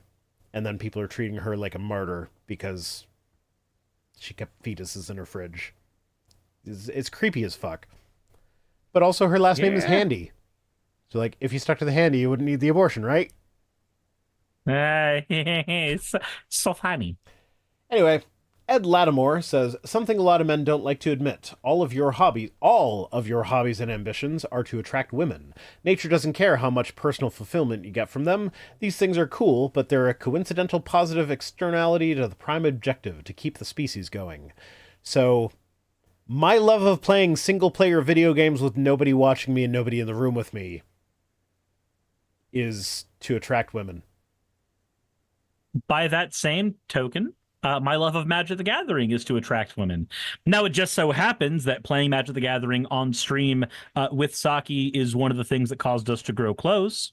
And then Yeah, playing so World of Warcraft. in your and, case it works, but I play and then Hollow yeah, Knight no. over and over and over and over and over and over and over a fucking again because apparently I have autism and I have my interests that I like and I like this one thing and I do that one thing over and over again and no other video game can catch my attention, but like I have hundreds and hundreds and hundreds of hours in Hollow Knight and doing randomizers in Hollow Knight and doing the pantheons of Hollow Knight. When you connected to our Zoom call today, I was playing Hollow Knight.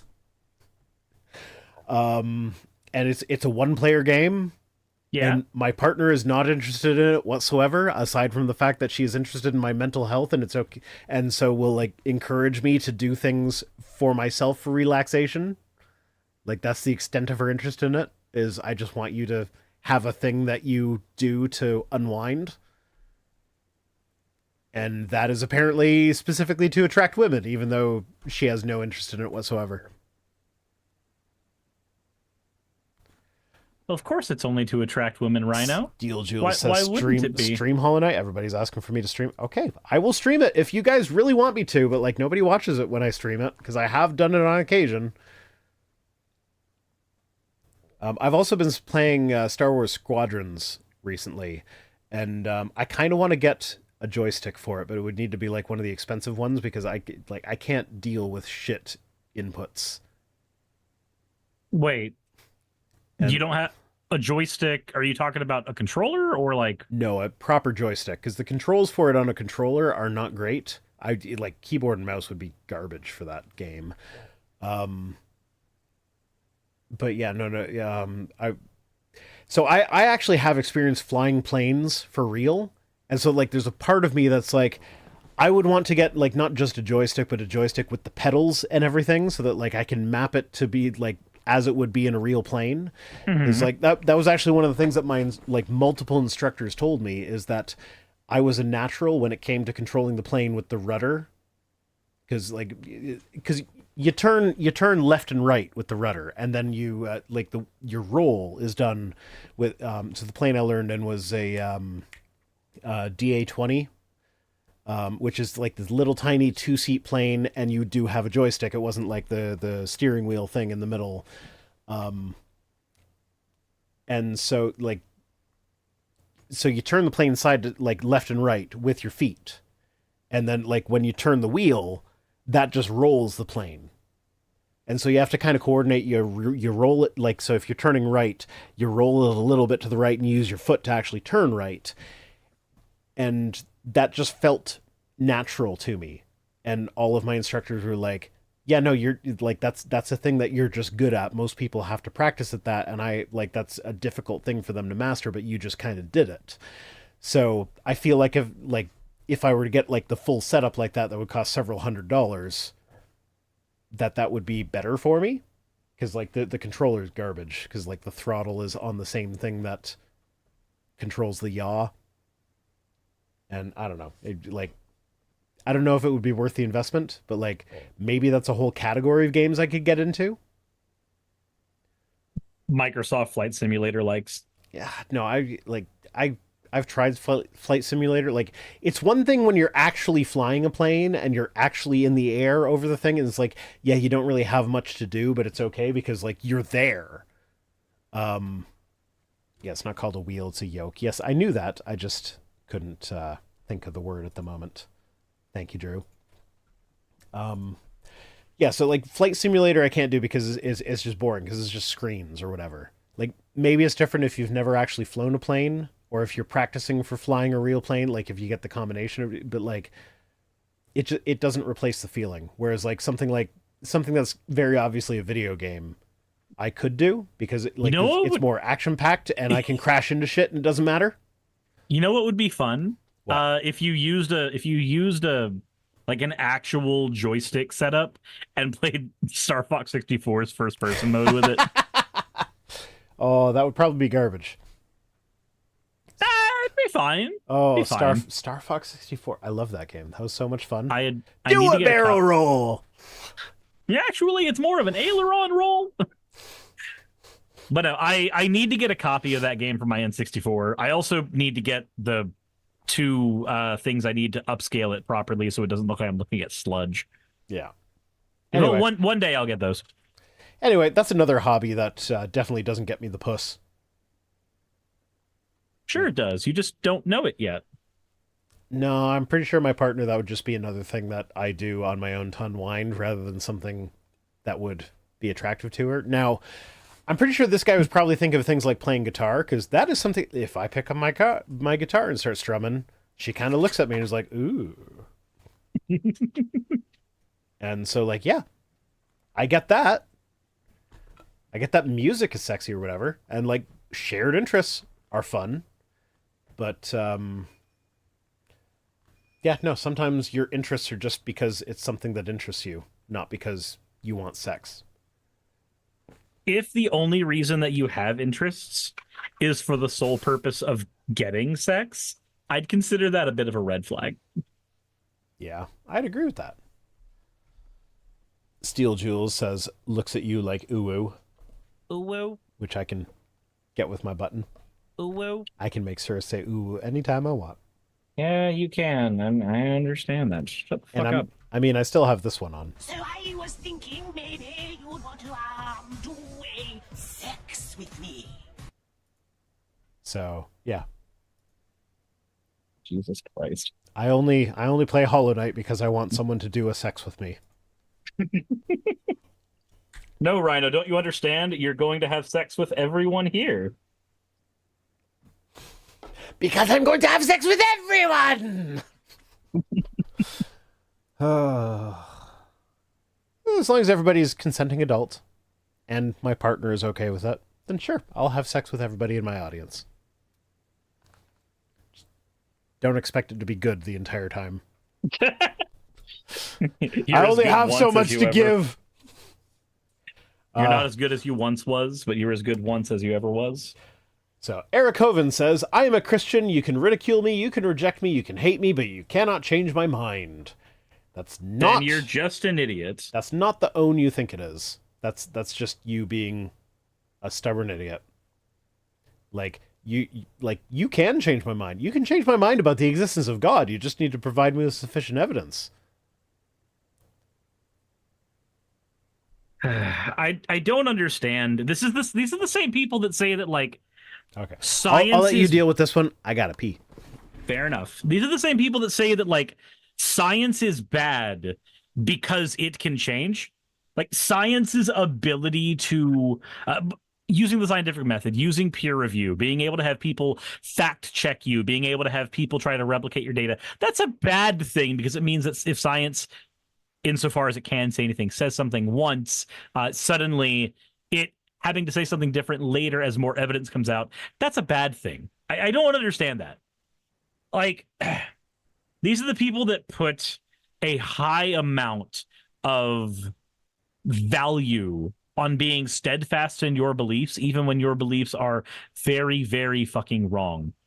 TMS says, "Oh, you want evidence? Well, how about all of this obvious BS that's been debunked?" And you hear it 1,000 times. Yeah. Van Briggs, thank you for the wall. I will do an wall. Normally, I wouldn't do all of the redeems whenever I'm in the middle of a collab, but he's pissing. So, Silver Dragon Sorcerer says learning new information is bad. It is. Learning new information, it's awful. It feels like garbage. Why would you ever want to learn new information when you could just sit with the same information you've always had and just use it and only it forever? That sounds way more better. Almost like a conversation we were having earlier. Witch Night Melody, thank you for redeeming your points, friend. You fucking degen. Don't forget the glug glug. I will not forget the glug glug. I will do so. Also, what's funny is that I peeled a 3D printed object off of my build plate while Rhino went to the restroom. So I can't lean over to the 3D printer and put the build plate back where it's supposed to go, because that takes me really far away from the mic until he gets back. So now I'm just sitting here awkwardly holding a 3D printed build plate, just waiting for the moment where I'm allowed to put it back where it goes. If you're going to be a Lego nerd, spell scales correct. What are you what is that word, stuff? What is that word? Rhino sounded like scales from Lego Ninja. Oh, okay, I see. Yeah, OBS is being OBS, of course.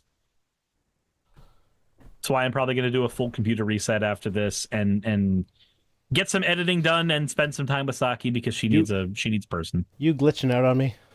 Yes, I am the entire time. Oh, you're here. I can finally put my build plate back. K-Sorbs says, if women feel so unsafe at night, why do they vote to illegally import a massive amount of men from cultures that don't respect women? So, I'm going to say...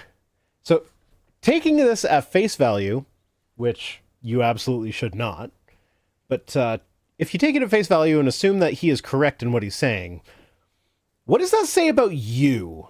Women are so afraid of you that they're willing to instead deal with a society of men. Like, I assume this is an anti-Islamic thing. I think like, it's also Mexicans. You know, okay, you know they just conflate all brown people, and they see brown, they think Islam. Man, but they're mostly Catholic. Yeah, but Catholics don't respect women. Christians don't respect women. A lot of religions don't respect women. Yeah, fair. But, like, you take it at face value. I think he's trying to talk about Islam. Because, like, that's one of the big things is, like, if you let too many immigrants into the country, then Islam takes over. And, like, that's propaganda that comes to us from Europe. Like, usually the American propaganda goes elsewhere, but that's one that we have, that the States have imported from Europe. Where it's basically just, like, brown equals Islam. And Islam doesn't treat women very well, which it absolutely does not. But, like, if the women are willing to deal with a culture where they are forced to wear hijabs and deal with spousal abuse, and they would take that over you existing, then what's that say about you?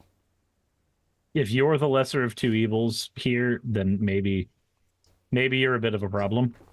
Yeah. Okay, someone did a hat, so I guess you have to wear a hat now. Steal the communist hat from my boss. Oh, Rhino, comrade. That's the dumpling thing back here. That was a Christmas present to me from one of my partner's kids, and she calls it my boss. Because she sits over my shoulder and watches me while I work, and she gets to tell me what to do. So that's my boss. But yeah, no, man. Kevin Sorbo depresses me. Yeah, and it's one of those things where like my partner, for instance, if I had never come into her life, she would have gone to her grave thinking Kevin Sorbo was kind of an okay guy who played Hercules once. Because, like, outside of our weird online area that we exist in, nobody cares what Kevin Sorbo has to say, so nobody's really paying attention to what he's doing. So they just know him as that guy that played Hercules in the 90s. Mm-hmm. So, yeah, it's a weird space that we occupy. Where we get to actually know about the dumb shit that he's saying all the time because we're some of the only people that pay attention to it. Mark Fernkoff says, and honestly, I really enjoyed Hercules and Andromeda when I was a kid. So I enjoyed Hercules as a kid. Andromeda was one of those shows that I got into more as an adult, but I was already kind of aware that Kevin Sorbo was a bit of a dick at that point. So like I could never really get past seeing the asshole on screen. I was like, yeah, it might be a good show, but that guy's a jerk and I don't like him and I don't want to see him. Andromeda for me was that show that I have never once seen, but growing up as a 90s kid, every single commercial when I was watching something on Kids WB was like some kind of commercial for Andromeda trying to get me to watch it. Yep. I remember that time period as well. Like it was Andromeda and Smallville and just a bunch of stuff I never actually watched. Zerask says, I wanted to fly a plane so bad I tried to join the Air Force. Turns out IBS and being legally blind make for a bad pilot. Who'da thunk? Oh, man. I've never actually thought about that. IBS as a pilot? Yeah. That could be bad, yeah. I could see that. Yeah, that could backfire just a wee bit. Wait, I feel the same way about Star Trek Enterprise? Who on that is a dick? Is Scott Bakula horrible? Don't tell me he's horrible. He seems like such a nice guy. Like, he's not a great actor.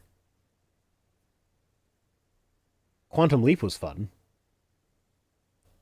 But, I don't know. He seems like, if you just take him based on the roles that he has played, like, Quantum Leap was fairly progressive, where, like, he would take on the role of a woman. He'd be a man playing a woman dressed up in women's clothes, experiencing life as a woman, experiencing how shitty it is to be a woman, and it fairly portrayed that as like, hey, you're a woman in the 70s, so life sucks for you, and you have to figure out how to make life better for this woman that you've leapt into, despite the patriarchy.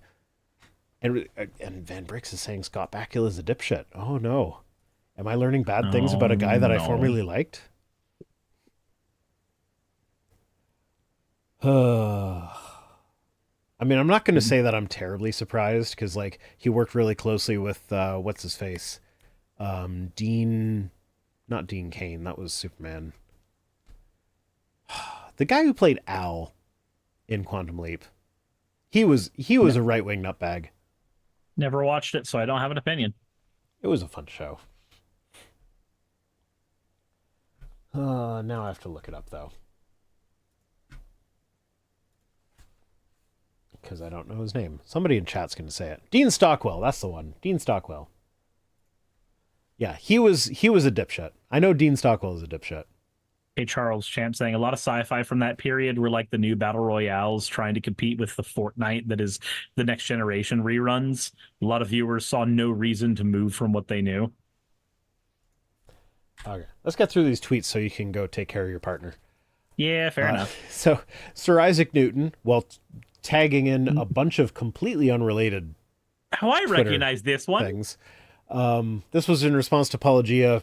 That, like, it's a complete non sequitur. Like, whatever Pelagia said was not related to this whatsoever. So, like, I didn't feel the need to screenshot that for context, so I don't remember what it was. But he says, "Hey, Pelagia, are you gay or pro-gay? I ask because it's becoming quite evident that atheism is a religion for the gays, for creep perverts. That's why I ask." So, like, sucking dicks for atheism. Gaytheists unite.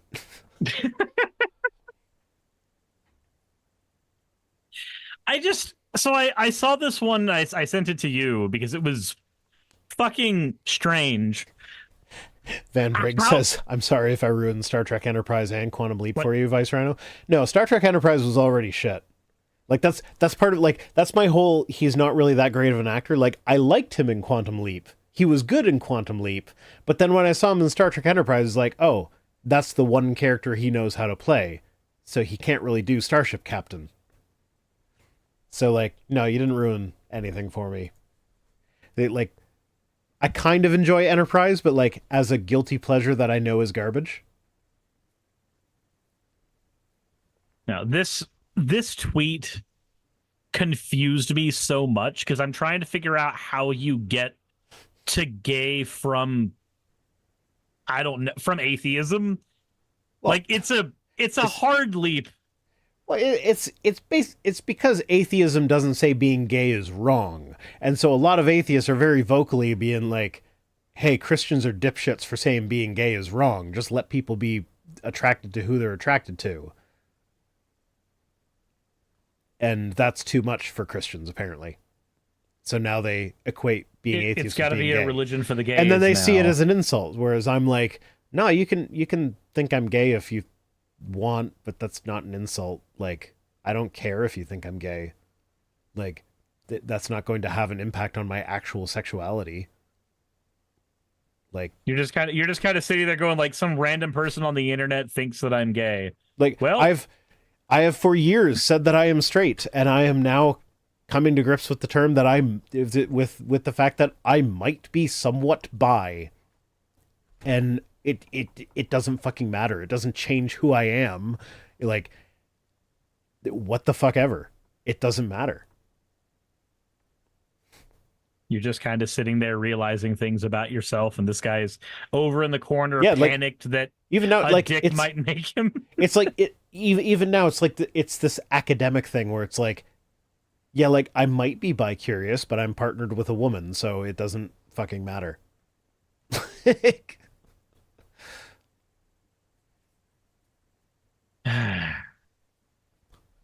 And Otaku Senpai says Shatner can be a dick, but that's mostly a matter of ego. Yeah, we all knew Shatner was a dick. Yep. That's not news. Ugh. Yeah, but this is one of the, like, finding out about Scott Bakula potentially being not great is one of those things where it's like, this is why I try to stay away from celebrity gossip, because like so often, like there are a lot of actors now that when I see that actor on screen, it breaks the immersion for me, because now I know that person has shit views in the real world, so I'm like, oh no, that person's garbage. So like, it doesn't matter what their character is, I know that person is garbage. And then I have to like actively work to forget that in order to enjoy whatever movie they're in. So like, because that's a difficulty that I have, I actively work to avoid learning that about various artists or whatever, or actors. So, it is what it is though. Okay, Wendell says, "Is it under the bed?" This is the last tweet, then you can go do like relationship stuff with your partner. So Lilith tweeted, "There's no way objective morality exists." That was a retweet. I don't know. I don't remember what. But then Wendell says, "This itself is an objective claim on morality." How? Like, no. Okay, no. I'll grant that. It's an objective claim on morality. It is not a claim that morality is objective. It is objectively a claim about morality. I was about to say, as far as you can only get to, it is objectively a claim. Yeah. I don't think you can get much further than that. Well, yeah, but they don't understand. Like, if one thing is objective, then all things must be objective. It's a category error. Plain and simple. But Wendell's an idiot. We learned that Wendell's an idiot.